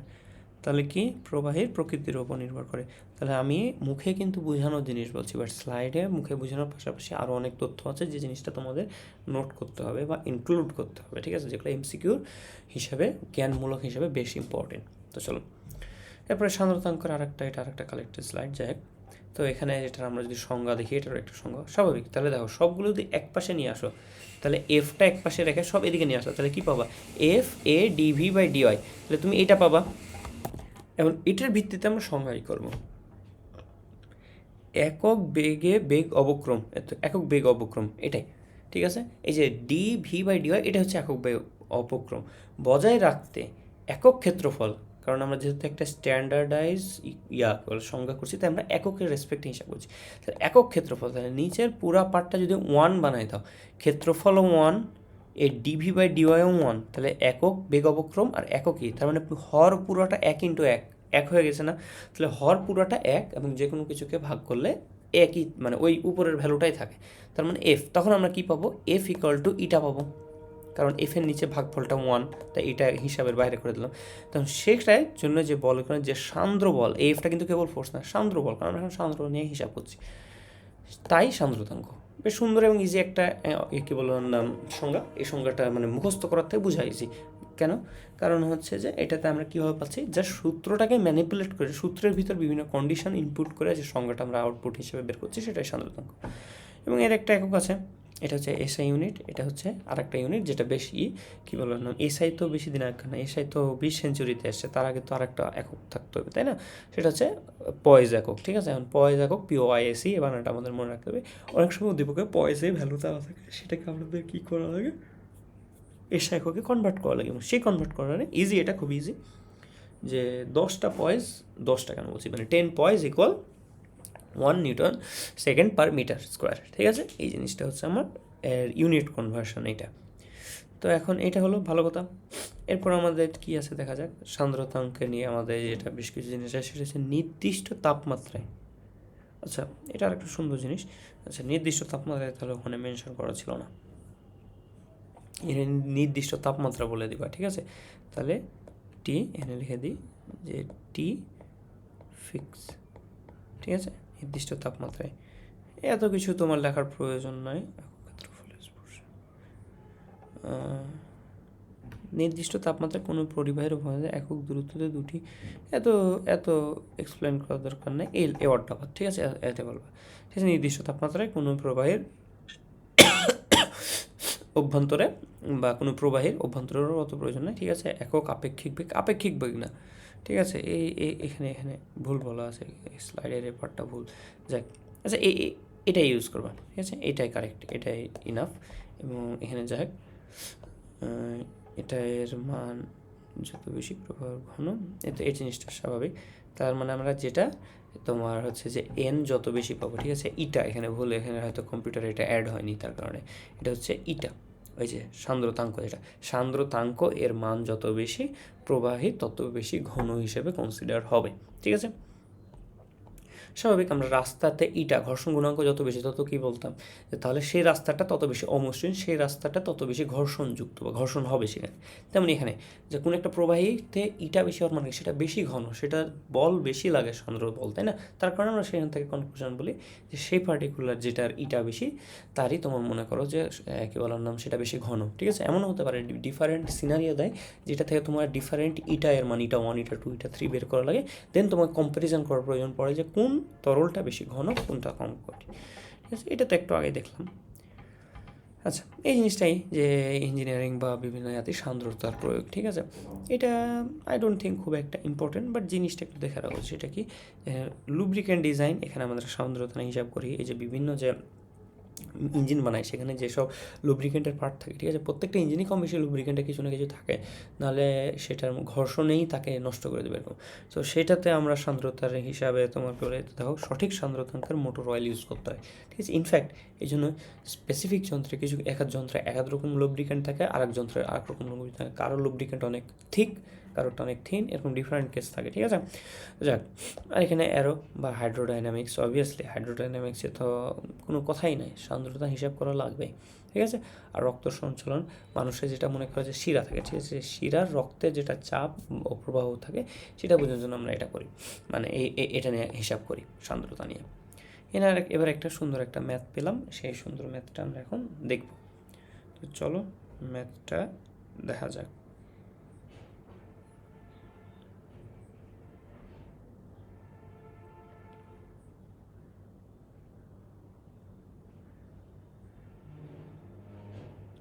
চলো, আচ্ছা, তো আমার কী কী বলেছে সেই ম্যাথটা আগে দেখব।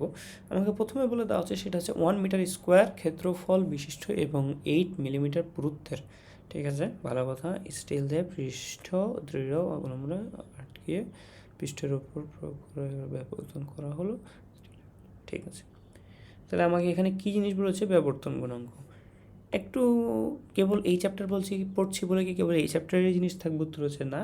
তোমার গ নাম্বারটা অ্যাকচুয়ালিতে এর আগের চ্যাপ্টারের জিনিস। এর আগের চ্যাপ্টার মানে কি, মানে গত চ্যাপ্টার থেকে আমরা যেটা পড়ে এসেছি আর কি। থামো,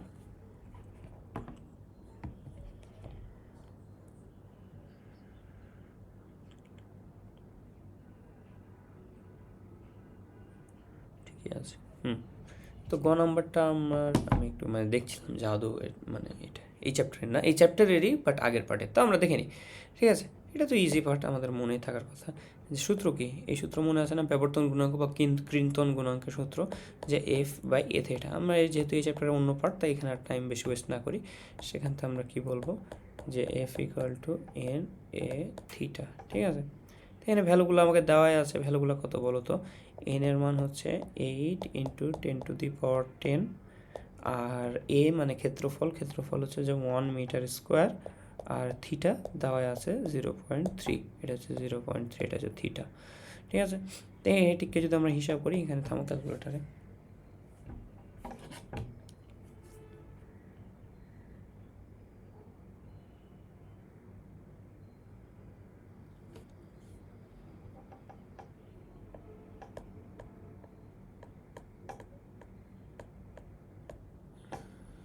দেখি ঠিক করলাম কিনা।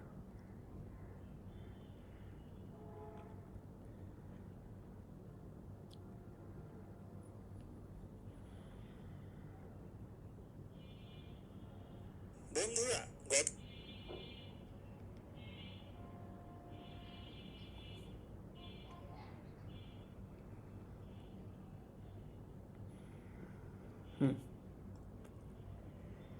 ঠিক আছে,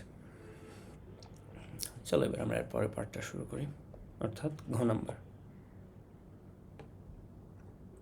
আচ্ছা, এখন দেখো এটা কি, এটা আমার সান্দ্রতা, মানে সান্দ্রতা সহগ, মানে সান্দ্রতাঙ্ক যেটা। তাহলে এই যেটা দেওয়া আছে সেটা কি আমাদের এন এর মান, এন ইটা, এবং এটা ভালো পয়সে দেয়নি। যদি মনে করি সেম ভ্যালু পয়সে দিত, তাহলে কী করতো আমাকে, এটা যে 10 দিয়ে গুণ করে তখন 8.5 থেকে 85 হয়ে যেত। ঠিক আছে, তারপরে সহগের এত পুরুত্ব বলে দিয়েছে, ভালো কথা। তাহলে পুরুত্ব আমাকে যেটা বলে দেওয়া আছে সেটার একটা অ্যামাউন্ট বলে দেওয়া আছে, ভালো। আর এখানে কই স্তরের ওপর স্থানাঙ্কের এত বেগে, তার মানে বেগটা বলে দেওয়া আছে, এত বেগে গতিশীল প্রয়োগ করা হলো। আচ্ছা, এখন দেখো ডি ওয়াই মানে পার্থক্যটা, এটার মানে কি জানো, ডিভি এর মানে কি আমি কি বলতে পারবো না, এটা ডেল ভি অ্যাকচুয়ালিতে মানে খুব ক্ষুদ্র দুইটা কাছাকাছি ইয়ার হিসাব করি যখন আমরা, তখন ডেল ইউজ করি না। তার মানে ডিওয়াই মানে কি, খুব ক্ষুদ্র, মানে কাছের বেগ না, বরং দূরত্বের নিয়ে যখন আমরা হিসাব করছি। এখন দেখো সূত্রটা আমরা লিখব, এটা ছিল সূত্র যেটা দেখলাম, এটা কে দিয়েছিল, নিউটন দিয়েছিল। এখন এইটার আমার এই পার্টটুকের ভ্যালু বলে দিয়েছে এটার।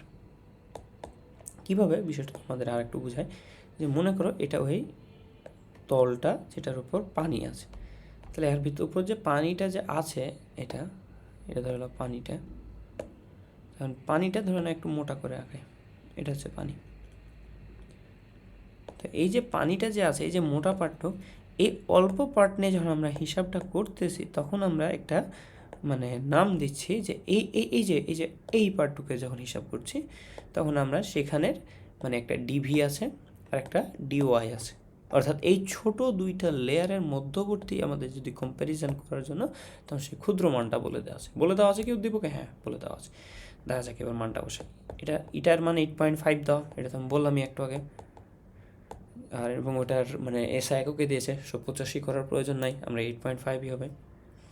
ক্ষেত্রফল আমার উদ্দীপকে দেওয়া আছে, থামো, হ্যাঁ উদ্দীপকে দেওয়া আছে 1, তার মানে হচ্ছে ক্ষেত্রফল 1। এবার এইখানে দেখো এই যে সুন্দর দুইটা ভ্যালু বলে দেওয়া আছে, রাইট, এই সুন্দর দুইটা ভ্যালুকে আমরা এখানে লিখব। তাহলে উদ্দীপকে মানে উপরে লবে 500 আর হরে 2 মিলিমিটার, মানে কি 2 × 10⁻³ ঠিক আছে। এই জিনিসটা যদি আমরা ক্যালকুলেটারে হিসাব করি, তাহলে কি দেখতে পাবো,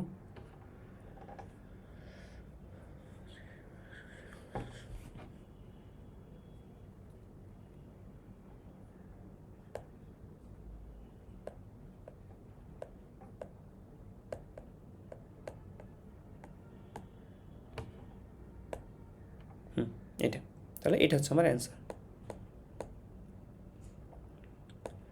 আই হোপ বুঝতে পেরেছো, এটা হার্ড কিছু না বা না বোঝার কিছু না, ইজি জিনিসই বরং। ঠিক আছে, বাট প্রথম দেখছি তাই হয়তো কেমন লাগছে। আর এটা হচ্ছে গো নাম্বারের অ্যান্সার। চলো তাহলে এই গেল, আর এখানে আর কিছু আছে, এর মধ্যে কিছু সারসংক্ষেপ আছে, 1 মিনিট তোমরা এটা দেখো, আমার একটা ছোট্ট কাজ আছে।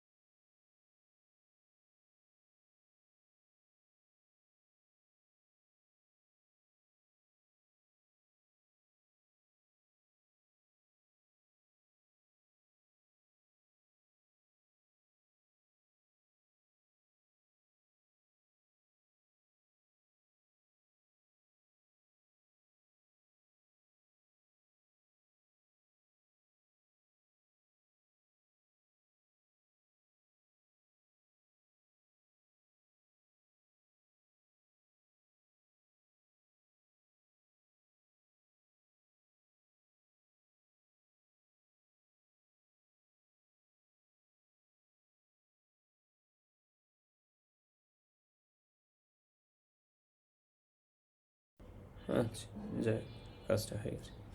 তো এখানে লেখা দুর্ভাগ্যজনক বশত বোঝা যাচ্ছে না, তাই জন্য এক্সট্রিমলি সরি। ঠিক আছে, তো এটা তো একটু টাচ করাই দিয়েছি, মানে আপাতত আমরা যা দেখলাম তো একটা রিক্যাপ। ঠিক আছে, ফার্স্ট অফ অল প্লবতা U equal to V rho g. ঠিক আছে, এটা প্রথম যে সূত্র দেখলাম। আচ্ছা, সেকেন্ড কি দেখলাম সেটা হচ্ছে বেগের নতি, বা এটার সেই বেগের একটা স্পেসিফিক নাম আমরা তোমাকে এখানে শিখিয়ে দিয়েছি, সেটা হচ্ছে হয়ে গেল, হ্যাঁ তো দেখো, বেগের অবক্রম। ঠিক আছে, বেগের অবক্রম ওয়ার্ডটা ইউজ করবা। বেগের নতি ওয়ার্ডটা ভুল না, বাট কিসের রেসপেক্টে নতি এটা তো বুঝতে হবে, তাই না?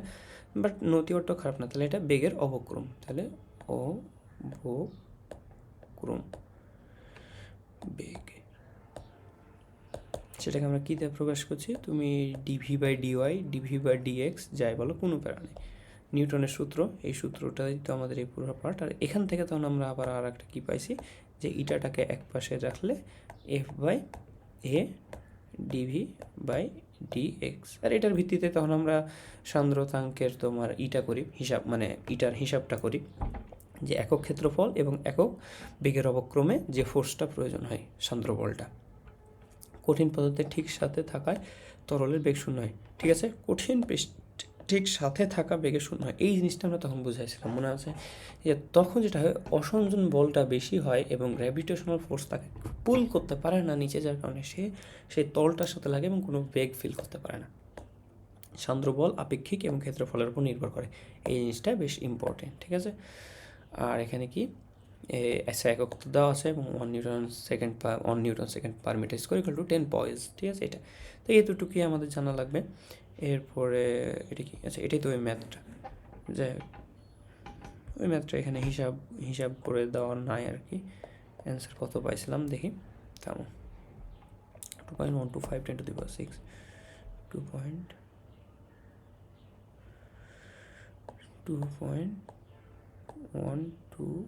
এরে কি ফালতু হাতের লেখা।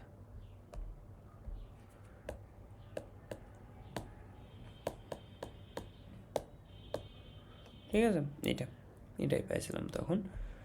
তারপর কি পৃষ্ঠটান, প্রবাহীর পৃষ্ঠধর্ম। যে পৃষ্ঠটান আমরা নেক্সট দিন পড়বো, এবং এটা বেশ সুন্দর একটা মজার জিনিস, এটা নিয়ে আমরা সামনের দিন বিস্তারিত পড়বো। তো আজ এখান পর্যন্ত থাকুক। এই জিনিসটা স্লাইড তোমাদের প্রোভাইড করে দেওয়া হবে, এবং তারপরে যদি কোনো বিষয় নিয়ে তোমাদের সমস্যা থাকে তাহলে বিষয়টা আবার জিজ্ঞেস করতে পারো, এবং আমাকে ইনবক্সেও জিজ্ঞেস করতে পারো যেসব সমস্যা থাকবে। আর যদি তারপরও কারোর কোনো স্পেসিফিক প্রশ্ন থাকে বা আরও কিছু থাকে, তাহলে ওটা আমাদের পরে ওটা নিয়ে করবো, কারণ সামনের দিন আমরা এই টপিকটা আবার পড়বো। তবে আজকে যেটা পড়লাম তার মাঝে মোস্ট ইম্পর্টেন্ট হচ্ছে এই সূত্রটা আমাদের ভালোভাবে অ্যানালাইজ এবং আন্ডারস্ট্যান্ড করা লাগবে, এবং এই সূত্রের ভিত্তিতে যতগুলো ম্যাথ আছে সেগুলো আমরা ঠিকমতো করা লাগবে। বুঝেছো? তো আজ এখান পর্যন্তই, পরবর্তীতে দেখা হবে। আসসালামু আলাইকুম।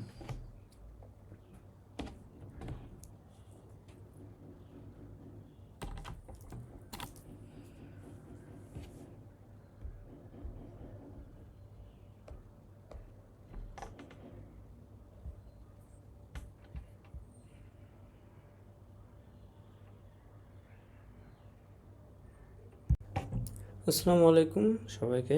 তো আজকে আমরা মূলত গতকালকে আমরা প্রবাহিত ধর্মের প্রথম পর্বটা করেছি, আজকে এটারই সেকেন্ড পর্বটা করব। তো প্রবাহিত ধর্ম মানে গতকালকে আমরা কী কী শিখেছি, তোমার ওই প্রবাহিত ধর্মের প্রথম যে অংশগুলো আছে, মানে সান্দ্র বল বা সান্দ্রতাঙ্গ এগুলো, এবং আজকে আমরা যেটা শিখবো সেটা হচ্ছে মূলত স্টোকের সূত্র। ঠিক আছে, এবং স্টোকের এটা একজন সায়েন্টিস্ট, ইনার একটা সূত্র, সেই সূত্রটা শিখবো, এবং যে প্রান্তিক বেগ কনসেপ্টটা আজকে শিখবো। তো চলো শুরু করা যাক।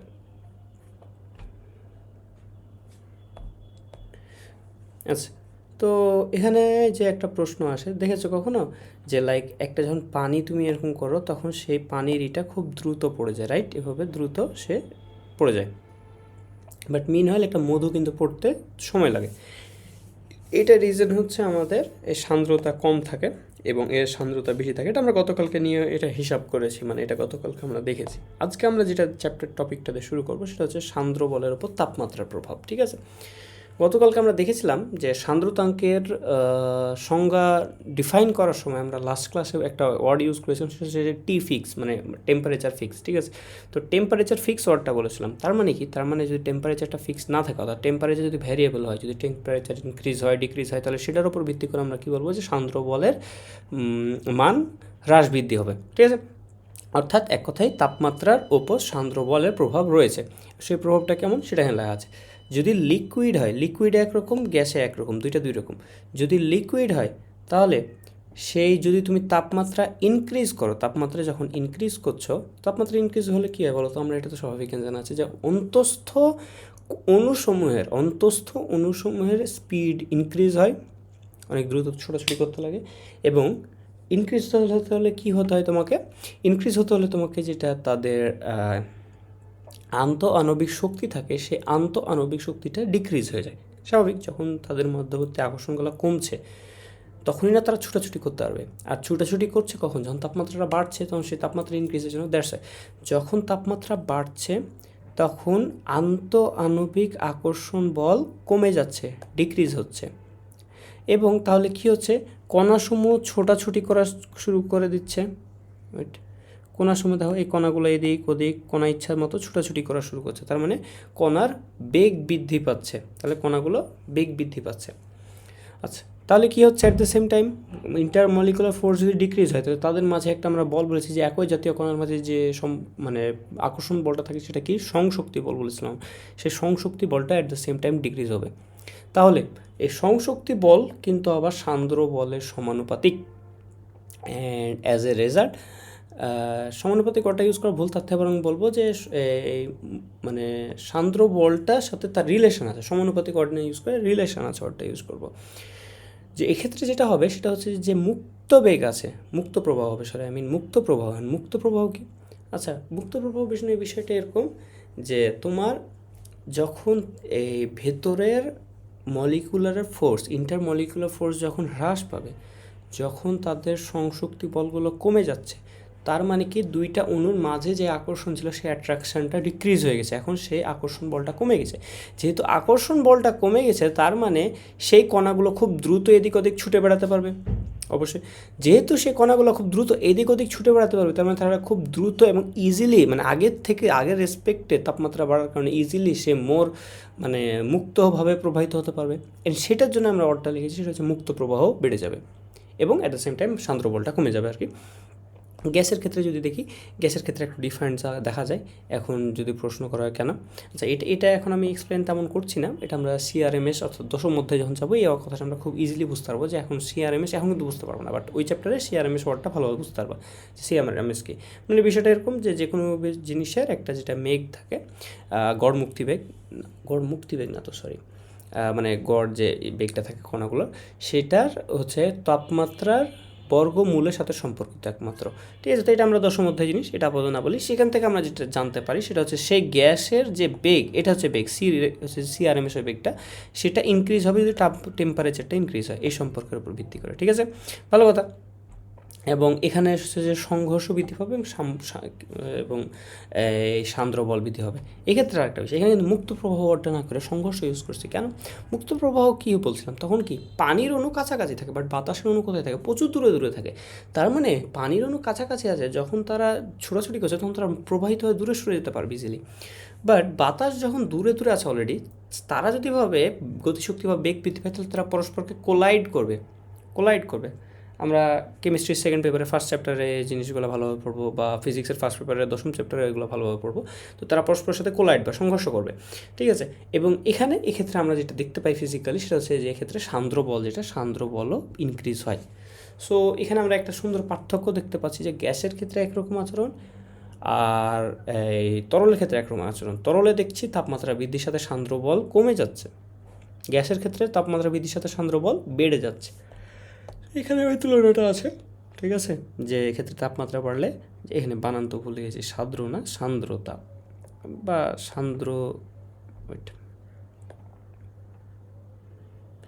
সান্দ্রতা কমে, এটা হচ্ছে সান্দ্রতা বাড়ে। ঠিক আছে, আর এখানে আন্তঃগুলো হ্রাস পায়, এখানে অনুগুলো, এটাই এই জিনিসটিকে আমরা গত পেজে দেখলাম, ওইটাকে জাস্ট এখন ছক আকারে লিখে দিলাম। ঠিক আছে, এক মিনিট। আচ্ছা, এরপর যদি স্লাইড দেখি, এই স্লাইডে মূলত সেই জিনিসগুলো বাংলা তাৎপর্যভাবে সুন্দরভাবে লিখে এক্সপ্লেন করে দেওয়া আছে। এই স্লাইডগুলোর খুব একটা প্রয়োজনীয়তা নেই, এর পরবর্তী ধাপে আমরা ঢুকেছি। হ্যাঁ, তোমরা আজকের প্রথম যে টপিকটাতে আসবো সেটা হচ্ছে স্টোকের সূত্র। তো চলো, স্টোকের সূত্র আসলে লোকটা কী বলছে, এগুলো বাংলা ভাষা বোঝার আগে ছবিটা পাবে।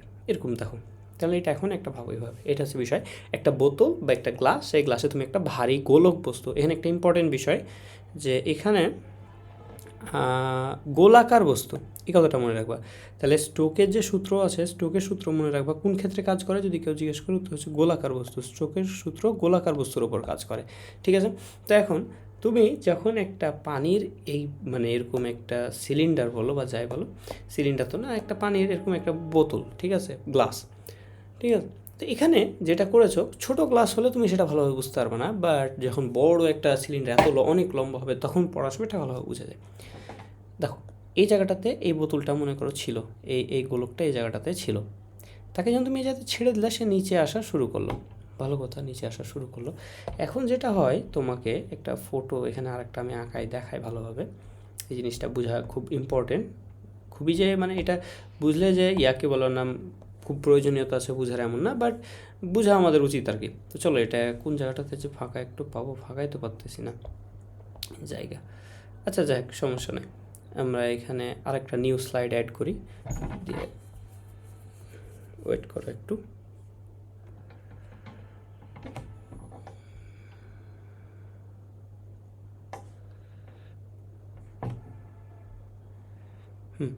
তো আমরা একটা নিউ স্লাইড অ্যাড করলাম, এই স্লাইডটাতে আমরা দেখব।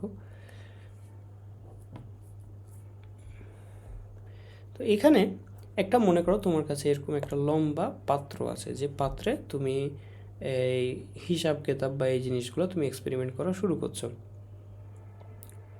ভালো কথা। পাত্রটা আগে আঁকাই দেই।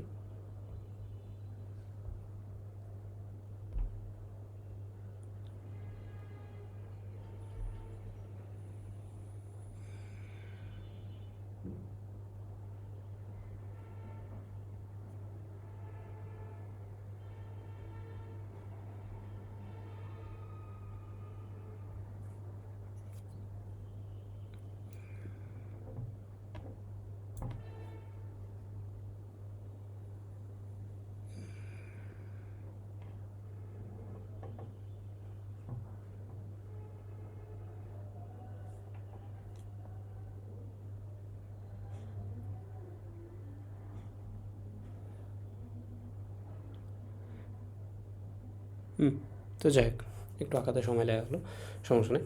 তো এখন আমরা যেটা করবো, যে এখন বিষয় হচ্ছে যে তোমার কাছে এরকম একটা সিনারিও আছে, যে সিনারিওতে একটা বল তুমি উপর থেকে ফেলছো, একটা গোলাকার বল হবে, এই বলটা আমি ভুলবশত গোলাকার বানাইনি, ঠিক আছে, এটা গোলাকার বানাতে হবে। একটা সুষম গোলাকার, মানে কারণ বৃত্তাকার বললাম তো শুরুতে যে স্ট্রোকের সূত্র বৃত্তাকারের জন্য অ্যাপ্লাইকেবল। তো এখন এইখানে তুমি যেটা করলা, যে তুমি বলটা ছেড়ে দিলা, তাহলে কী হবে তুমি একটু ইমাজিন করো তো। তাহলে এইটা স্বাভাবিক নিচে পড়তে থাকবে, এটা নিচে পড়তে থাকবে। এখন নিচে পড়তে পড়তে যেটা হবে আমরা দেখতে পাই, সেটা হচ্ছে যে এইখানে নিচে পড়ছে, ভালোভাবে লক্ষ্য করো। শুরুতে কি এই জায়গার পানিটাতে কেউ ডিস্টার্ব করেছে না, পানি স্থির আছে এখন পর্যন্ত। এখন তুমি যখন ছেড়ে দিলা, তখন এই জায়গাতে যেটা হচ্ছে যে সে নিচে আসতে চাচ্ছে, নিচে আসছে। তাহলে সে যখন নিচে আসছে, তখন আমরা যেটা দেখতে পাই, সেটা হচ্ছে যে এখানে একটা বেগ তৈরি হয়, একটা ভি তৈরি হয়। বেগ মানে কি সেটা বাড়তে থাকে অবভিয়াসলি, বাট ভি তৈরি হয় মানে হচ্ছে যখন এইখানে যখন পড়ছে, এই কি একটা বেগ নিয়ে নিচে পড়ছে না? তো এই যখন একটা বেগ নিয়ে নিচে পড়ছে, তখন এইখানে যে পানিগুলো আছে, সে পানিগুলো কি আসলে সে চাপ মেরে এসে নিচে আসছে না? তাহলে সে পানিগুলো একটা চাপ মানে একটা স্পিড বিশিষ্ট পানি নিচ দিকে নেমে যাচ্ছে।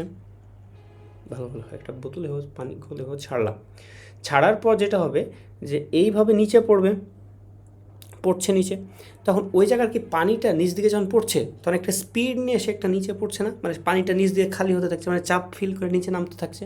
অ্যান্ড বাকি পানিগুলো তাকে ভরাট করছে, ওটা তো বেসিক জ্ঞান, ওটা আমি আপাতত কথা বলছি না, বাট সেটা একটা বেগ নিয়ে নিচে থাকছে। এবং এই জায়গার পানিতে কিন্তু কোনো বেগ থাকে না, এই জায়গাটাতে যখন তুমি এবার এই জায়গার পানিগুলো দেখো, এই জায়গাগুলোতে, তাহলে এই জায়গার যে পানি আছে সেখানে কিন্তু এই এটাকে আলাদা কালিতে ডিনোট করি, এই জায়গাগুলোতে বেগ কিন্তু জিরো, ভি জিরো, ঠিক আছে। এই জায়গাটাতে ভি জিরো আর এই জায়গাটাতে একটা বেগ আছে। আচ্ছা, এখন একটা সুন্দর জিনিসের সাথে আমরা ইন্ট্রোডিউস হয়ে গেলাম। ইন্ট্রোডিউস না, আমরা গত দিন যেটা শিখেছি সেটা হচ্ছে যে যখনই আপেক্ষিক বেগ থাকে তখনই সান্দ্র বলের উদ্ভব হয় তরলের ক্ষেত্রে। তো এখন কি আপেক্ষিক বেগে আছে? উত্তর হচ্ছে হ্যাঁ, এক্স্যাক্টলি এখনই এই জিনিসটাই হচ্ছে আমাদের আপেক্ষিক বেগ। এইখানে একটা বেগের ক্রিয়েট হয়েছে, এখানে কোনো বেগ নাই, তাহলে এইখানে আর এখানে একে অপরের রেসপেক্ট একটা আপেক্ষিক বেগ তৈরি হয়েছে, একটা একে অপরের সাপেক্ষে একটা বেগ তৈরি হয়েছে।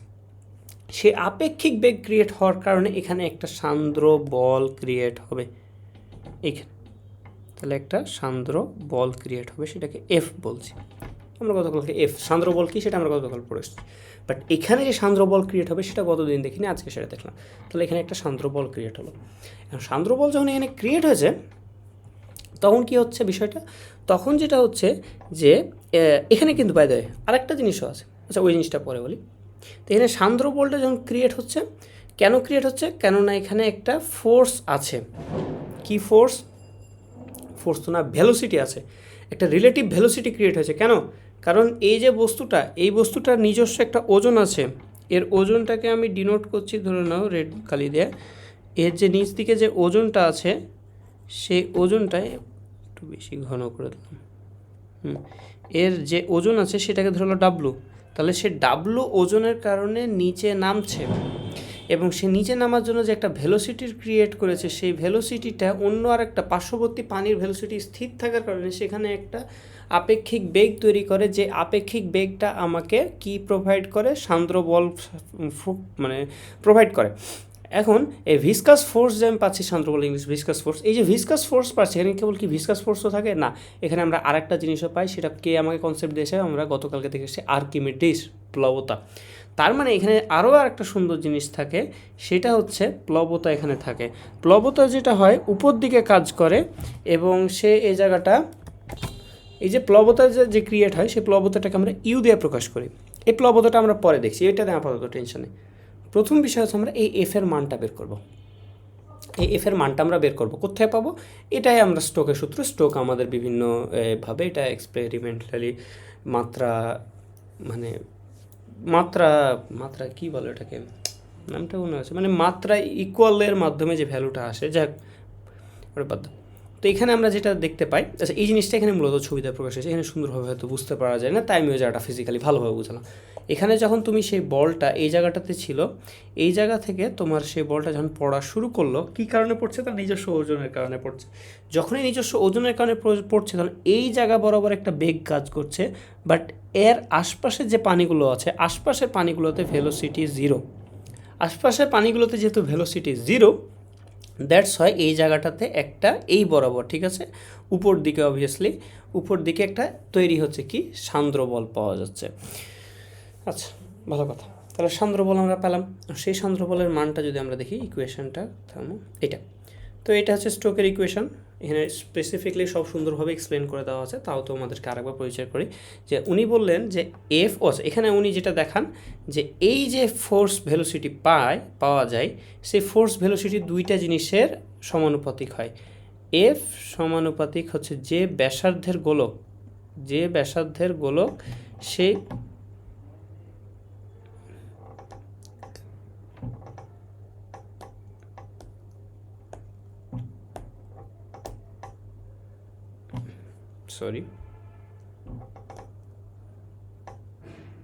যে ব্যাসার্ধের গোলক তার একটা ব্যাসার্ধ, ঠিক আছে। এবং আরেকটা জিনিস উনি যেটা দেখান যে এখানে যে বেগটা ক্রিয়েট হয়েছে, এই যে ভেলোসিটিটা ক্রিয়েট হয়েছে, সেই ভেলোসিটিটারও সমানুপাতিক, ঠিক আছে। তাহলে দুইটা জিনিস, একটা কি ব্যাসার্ধের সমানুপাতিক আর একটা বেগের সমানুপাতিক।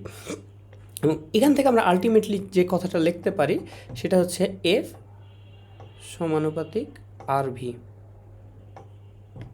তো এখান থেকে এই সমানুপাতিক চিহ্ন উঠায় তিনি তখন এই কনস্ট্রেন্টটা পান, বা এই ভ্যালুটা তিনি তখন এই সূত্রটা প্রতিপাদন করে দেখান।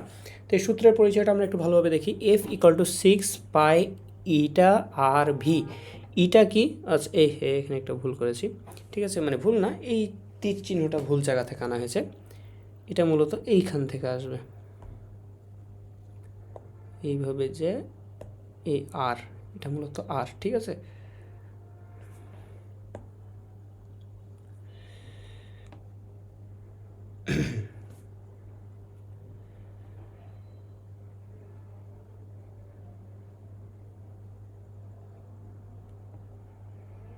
আচ্ছা, মানে এটা মুছে দিলাম আর কি, যাতে ভুলটা না থেকে যায়।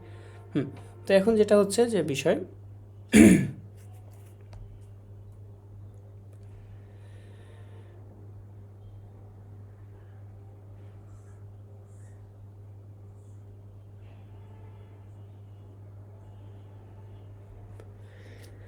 তাহলে 6 কি, এটা একটা কনস্ট্যান্ট যেটা গোলকের আকৃতির কারণে ব্যবহৃত মান, ঠিক আছে। আরেকটা হচ্ছে তোমার এই সান্দ্রতাঙ্ক, যেটা আমরা গতকালকে পড়ে এসেছি।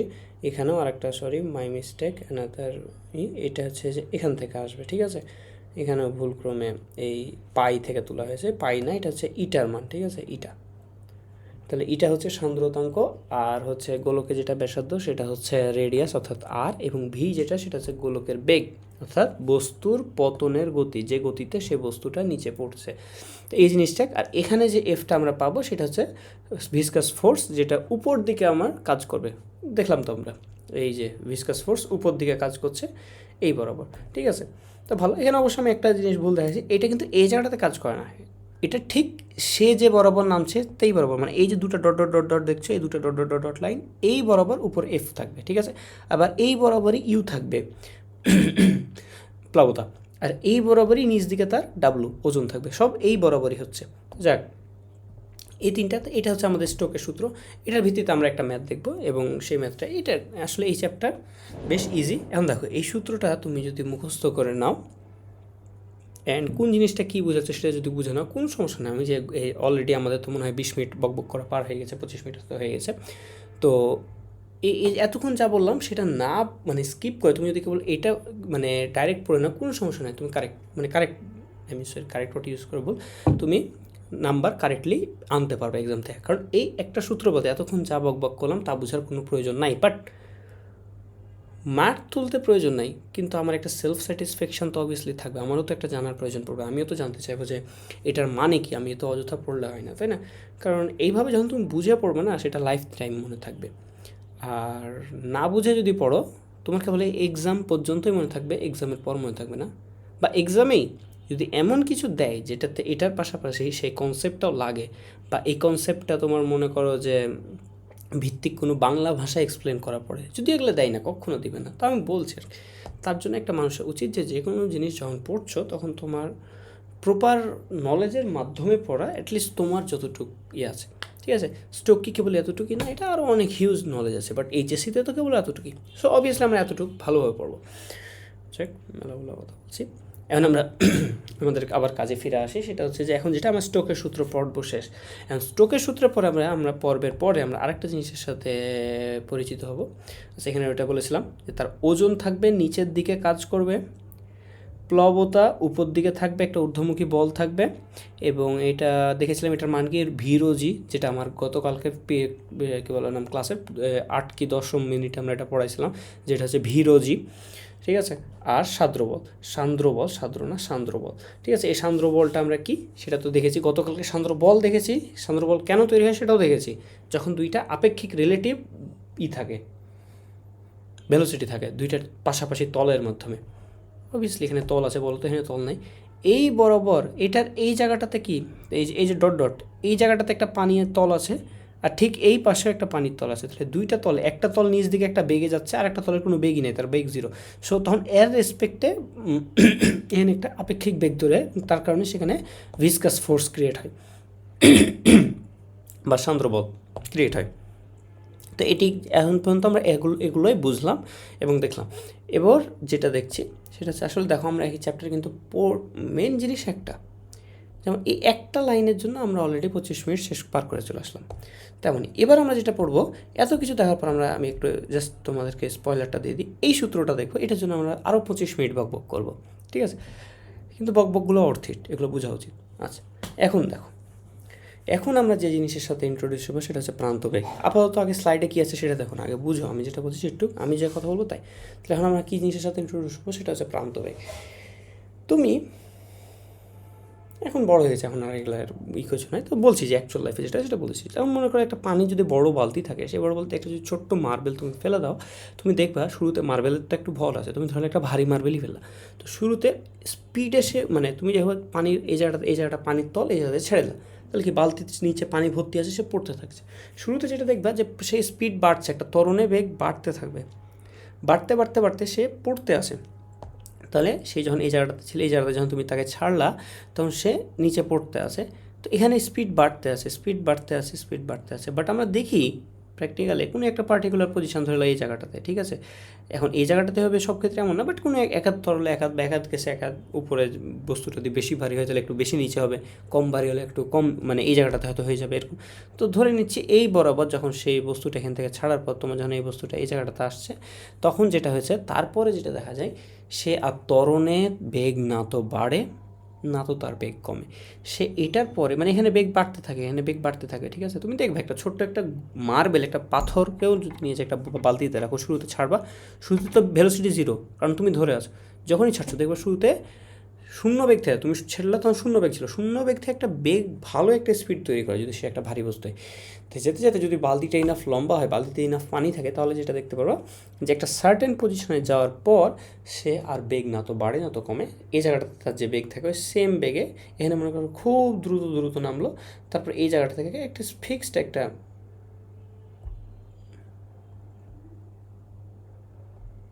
মাথা একটা ফিক্সড একটা বেগে তারপরে স্লোলি স্লোলি নামতে থাকে।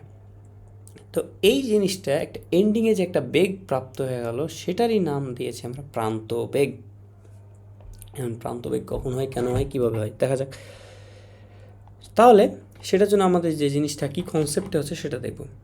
শুরুতে যখন তুমি ছাড়ছো পড়ার শুরুতে যেটা হয় যে তার ওজন তার এফ এবং ইউ এর থেকে কম হয়, মানে বেশি হয়, সরি কীভাবে, কারণ এফ তো ভিসকাস ফোর্স, ঠিক আছে, আর ইউ কি, ইউ হচ্ছে প্লাবতা। এখন প্লাবতা কোনো একটা পার্টিকুলার ক্ষেত্রের জন্য সেম ভিরোজি, বাট এফ কিন্তু সেম না, এফ চেঞ্জ হবে। কীভাবে?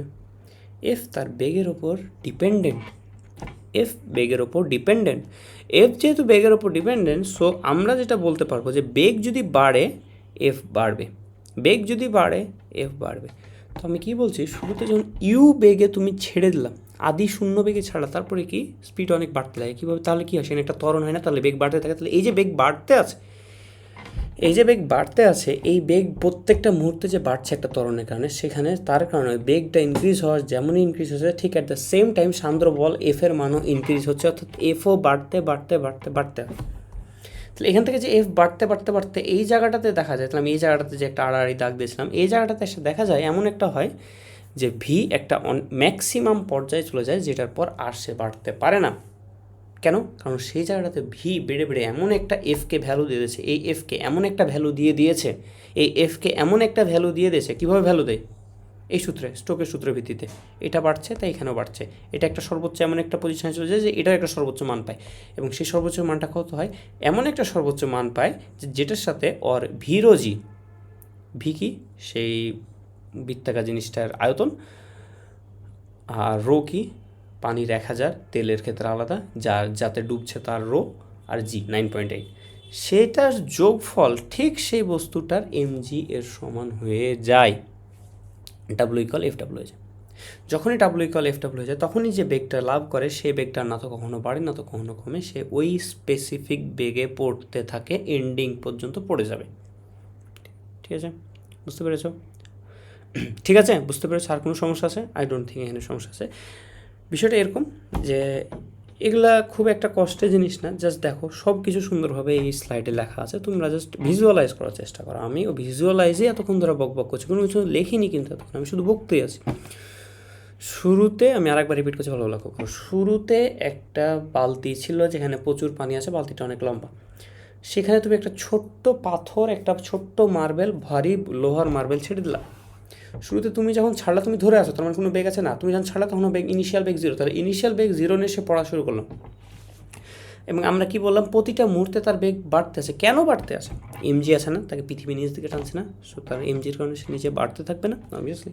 তো তখন একটা বাড়তে আছে, তাহলে বেগ এই জায়গাটাতে যাবে, এই দাগে যাবে, তার নিচে দাগে আরেকটু বেশি, তার নিচে দাগে আরেকটু বেশি, তার নিচে দাগে আরেকটু বেশি, তাহলে বেগ বাড়তে আছে।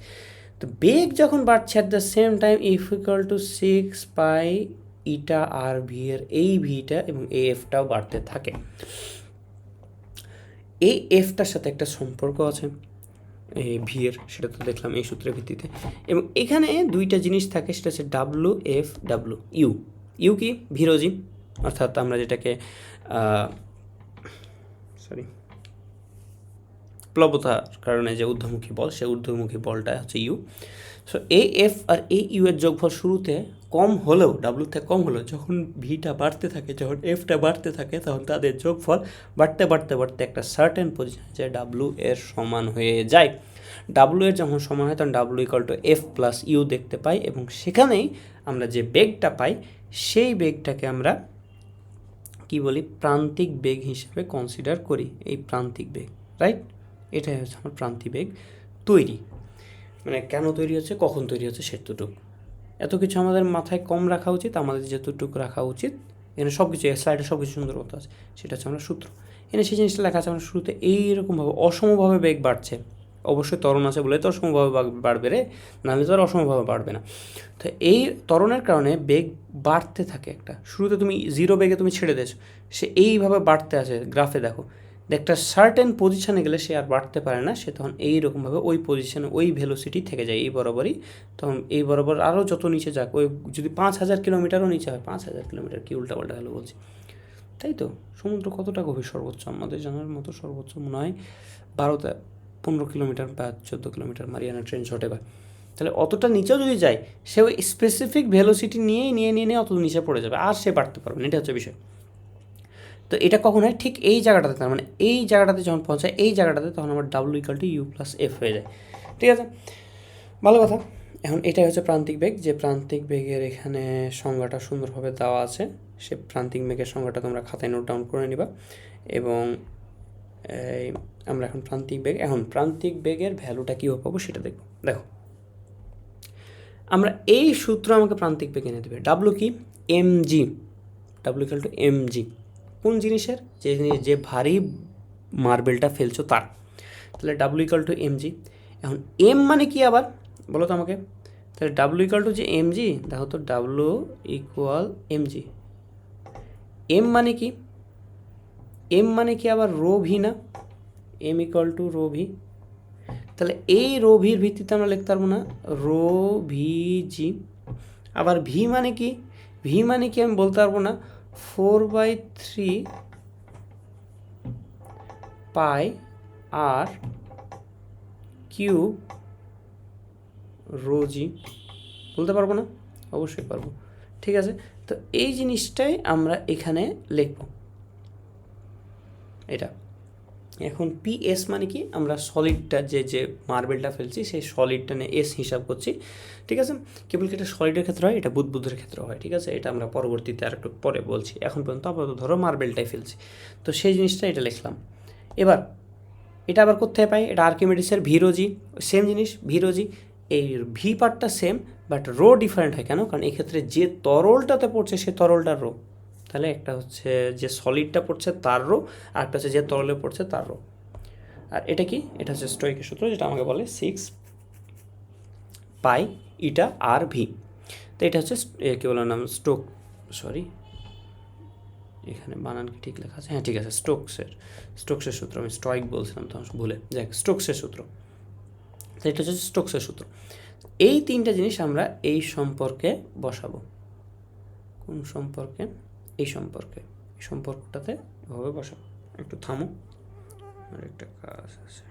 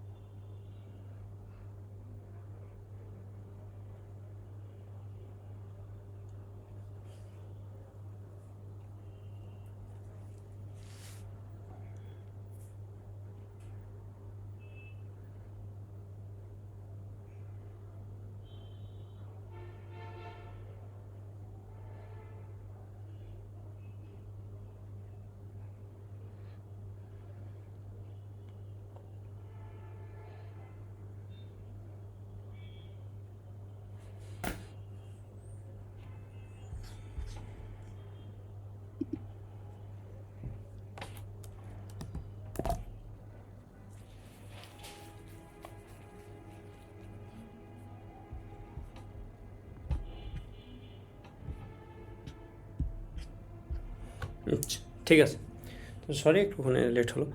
তো এখান থেকে আমরা যেটা দেখবো সেটা হচ্ছে যে চূড়ান্ত যেটা সূত্র, এখান থেকে আমরা ইজিলি দেখতেই পাচ্ছি যে ইউ এর মান বসালো, সবগুলোর মান ঠিক মতো যদি বসাই দেয় তাহলে আমরা মানগুলো সবগুলো এক পাশে নিয়ে এসে এই সূত্রটা ফাইনালি পাবো। এবং এই সূত্রটা মুখস্থ করা লাগবে, একটু কঠিন লাগছে দেখতে এবং ডিজাইনটা ভালো না সূত্রে, সো কিছু করার নাই, মুখস্থ করতে হবে একটু কষ্ট করে।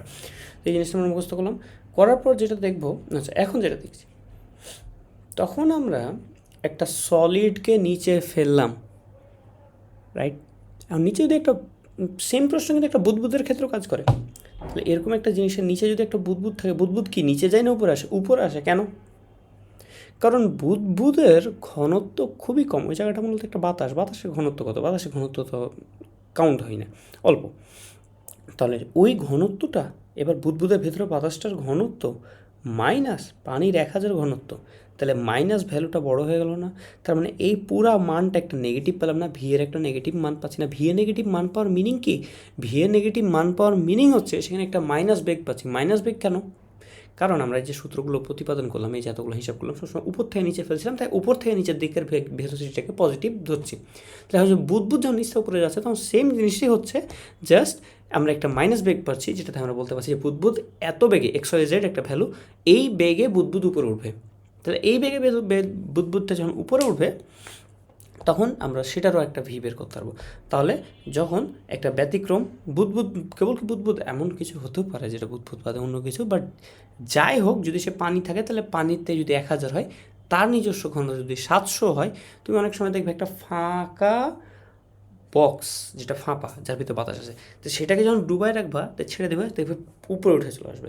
তার মানে কি? তার ভেতরে যেটা ঘনত্ব সেটা 1000-এর কম, তার ভিতরে একটা বাতাস আছে, ঠিক আছে, অ্যান্ড ও জাস্ট চারপাশে একটু লোহা আছে, ভিতরটা তো পুরো এমটি, তাই না? পুরো একটা ফাঁপা জিনিসই তুমি ডুবাচ্ছ তার কারণে, ঠিক আছে। এবং এইভাবেও তো তোমার মনে করো যে লাইফ গার্ড যেগুলো থাকে, সেই লাইফ গার্ডগুলো তো পানির উপরেই ভাসে, সে তো পানির নিচে যায় না। তো এই শর্তটা যখন হবে তখন সে উপরে চলে যাবে। কেবল বুদবুদ না, সব ক্ষেত্রেই যখনই এই শর্তটা হবে, আর যখন এই শর্তটা ঠিক অপোজিট হবে তখন নিচে। আর শর্ত ইকুয়াল হলে সেটা আমরা জানি, তখন সে একেবারে লেয়ারে ভেসে থাকবে, না এদের উপরে যাবে না পানির নিচে থাকবে। তাকে যে জায়গাটাতে ছাড়বা সে ওই জায়গাটাতে একেবারে লেয়ার বরাবর স্থির থাকবে। তো যাক, সেটা বিষয়। তো নিচে উপরে আমরা সেটা কীভাবে পাবো? এখানে মান বসায় যদি নেগেটিভ পাই তাহলে বুঝলাম যে উপরে যাবে, যদি মান বসায় পজিটিভ পাই তাহলে বুঝবো যে নিচে যাবে, ঠিক আছে। এখানে একটা সুন্দর ম্যাথ দেওয়া আছে, সেই ম্যাথটা আমরা দেখবো, দিয়ে আমরা আজকের এই টপিকটা শেষ করবো আর কি। আচ্ছা, ফার্স্ট অফ অল কী বললাম, কেরোসিনের সান্দ্রতাঙ্ক বের করতে বলেছে। কেরোসিনের সান্দ্রতাঙ্কের জন্য আমাদের গতকালকে কী সূত্র দেখেছিলাম মনে আছে? সান্দ্র বল F = মিউ dv/, সরি এখানে আরেকটা জিনিস ছুটে গেল, আয়তন না ক্ষেত্রফল, মিউ a dv/dy/dx যাই বলো, প্যারা নেই। দেখো আমার সব ভ্যালু আছে কিনা। মিউ বের করতে বলেছে সান্দ্রতাঙ্ক গুণাঙ্ক কেরোসিনের, এবং কেরোসিনের এফ আমাকে দেওয়া আছে।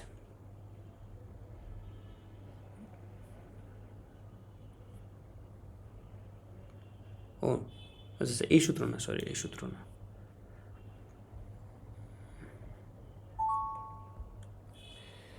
তো একটু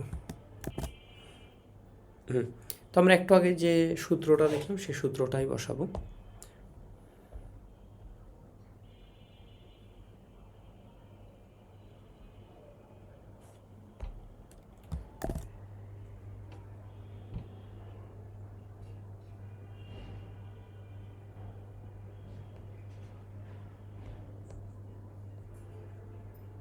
আচ্ছা, এটা কেরোসিন, সো এটাকে ডাব্লু না দিই, এটাকে WC দিচ্ছি, ঠিক আছে।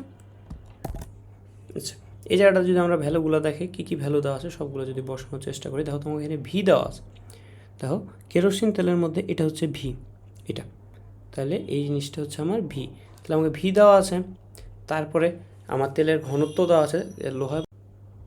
আচ্ছা, একটু ল্যাগ হয়ে গেছিলো, বেশ অনেকক্ষণ সমস্যা হচ্ছিলো, এটা লক্ষ্য করিনি, এখন পরে লক্ষ্য করছি। যাই হোক, এখন দেখো তাহলে আমাকে এখানে ভি দেওয়া আছে, আর দেওয়া আছে এন, মানে এন তো না, এটা ইটা, ঠিক আছে, ইটাও দেওয়া, ইটা দেওয়া নয়, সরি, ইটা হচ্ছে আমাকে বের করতে বলেছে, এত সান্দ্রতাঙ্ক গুণাঙ্ক বের করে। জি এর মান তো জানা আছে 9.8, রো এস দেওয়া আছে সলিডের, এবং রো সি কেরোসিনেরটাও দেওয়া আছে, আমাকে আলটিমেটলি সব তথ্যই দেওয়া আছে।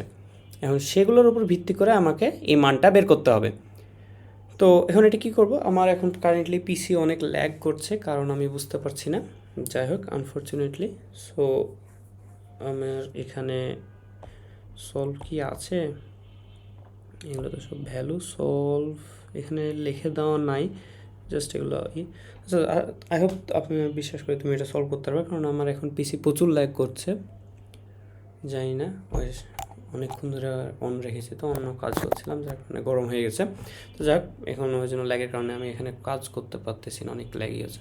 তো যাক, আমি তোমাদের ইনস্ট্রাকশন দিয়ে দিচ্ছি, সেই ইনস্ট্রাকশনের ভিত্তিতে তোমরা এই করো।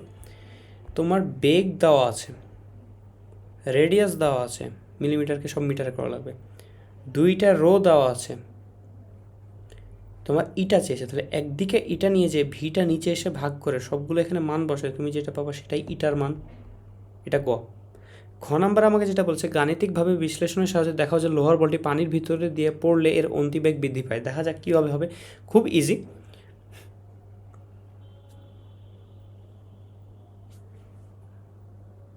লোহার বল পানির ভেতর দিয়ে পড়লে এর অন্তবেগ বৃদ্ধি পায়। এটা অ্যাকচুয়ালিতে ইজি, হ্যাঁ ইজি, ঠিক আছে। তাহলে এটা কীভাবে হবে, 2 আছে, আর আছে, রো জানা আছে, এইটাও জানা আসছে, তখন পানির ক্ষেত্রে 1000, ঘ নাম্বার পানিতে হিসাব করছি তো 1000, 9.8। এই ইটার মান আমরা জানি, তো দিয়ে দিয়েছে পানির ক্ষেত্রে, ঘ নাম্বারে পানির ক্ষেত্রে এটা আমরা জানি, তাহলে এখানে পানির ইটা বসাবো। তাহলে পানির ইটা বসানোর পর আমরা এটা তো দেওয়া আছে, এটা পানির 1000, এটা উদ্দীপকের দেওয়া আছে, রেডিয়াসও দেওয়া আছে, সব দেওয়া আছে। এবার আমরা ভি এর একটা মান পাবো, যে মানটার মান অবশ্যই এটার থেকে বেশি হবে। যখনই ওটার থেকে বেশি একটা মান পাবো, তখনই আমরা বুঝতে পারবো যে হ্যাঁ, পানির ক্ষেত্রে অন্তবেগ বৃদ্ধি পায়। ঠিক আছে, তো এটা হচ্ছে বিষয়। আই হোপ বুঝতে পেরেছো। আমি এই পিসি ল্যাগের কারণে এটা সলভ না করে দিতে পারার জন্য সরি। ঠিক আছে, তো আজ এখান পর্যন্ত থাকুক। যে কোনো বিষয়ে যদি সমস্যা থাকে বা কোনো ইস্যু থাকে, তাহলে আমাকে ইনবক্সে জিজ্ঞাসা করতে পারো বা এখানে কমেন্টেও লিখে দিতে পারো। আর এই স্লাইডটা তোমাদেরকে ইয়াতে প্রোভাইড করে দেওয়া হবে, ডিসক্রিপশনে এটা লিঙ্ক দিয়ে দেওয়া থাকবে আর কি, প্যারা নেই, এখন থেকে ডাউনলোড করে নিতে পারবা। আর যদি অন্য কোনো ইস্যু থাকে বা যে কোনো বিষয়, তাহলে আমাকে জানাতে পারো আর কি। ধন্যবাদ। তো এখানে যদি আরেকবার আমি বলে দিই, এই সূত্রটা আজকে যা শিখলাম তার মাঝে এই একটা সূত্র আর এই স্ট্রোকের এই একটা সূত্র, এই দুইটা সূত্র ইনাফ, আর বেশি কিছু না। তবে এই জিনিসগুলো আমাদের বোঝা লাগবে, কেন হচ্ছে সেটা আমরা বুঝলাম এতক্ষণ। ঠিক আছে, তাই আমরা ওগুলো বুঝে তখন এগুলো ফাইনালি প্রতিপাদন করলাম, এবং এটা 2টা মান পাওয়া যায়, পজিটিভ নেগেটিভ, সেটা তো এক্সপ্লেন করলামই। সেটার ভিত্তিতে এই ম্যাথটা তোমাদের হোমওয়ার্ক হিসাবে থাকলেও তোমরা করে নিবা, হোমওয়ার্ক হিসাবে করে দেখবা যে ঠিক হচ্ছে কিনা। আর এটা এখান পর্যন্তই, ঠিক আছে। তো ধন্যবাদ, পরবর্তী ক্লাসে আমাদের পরে দেখা হবে। আজ এখান পর্যন্তই, আসসালামু আলাইকুম।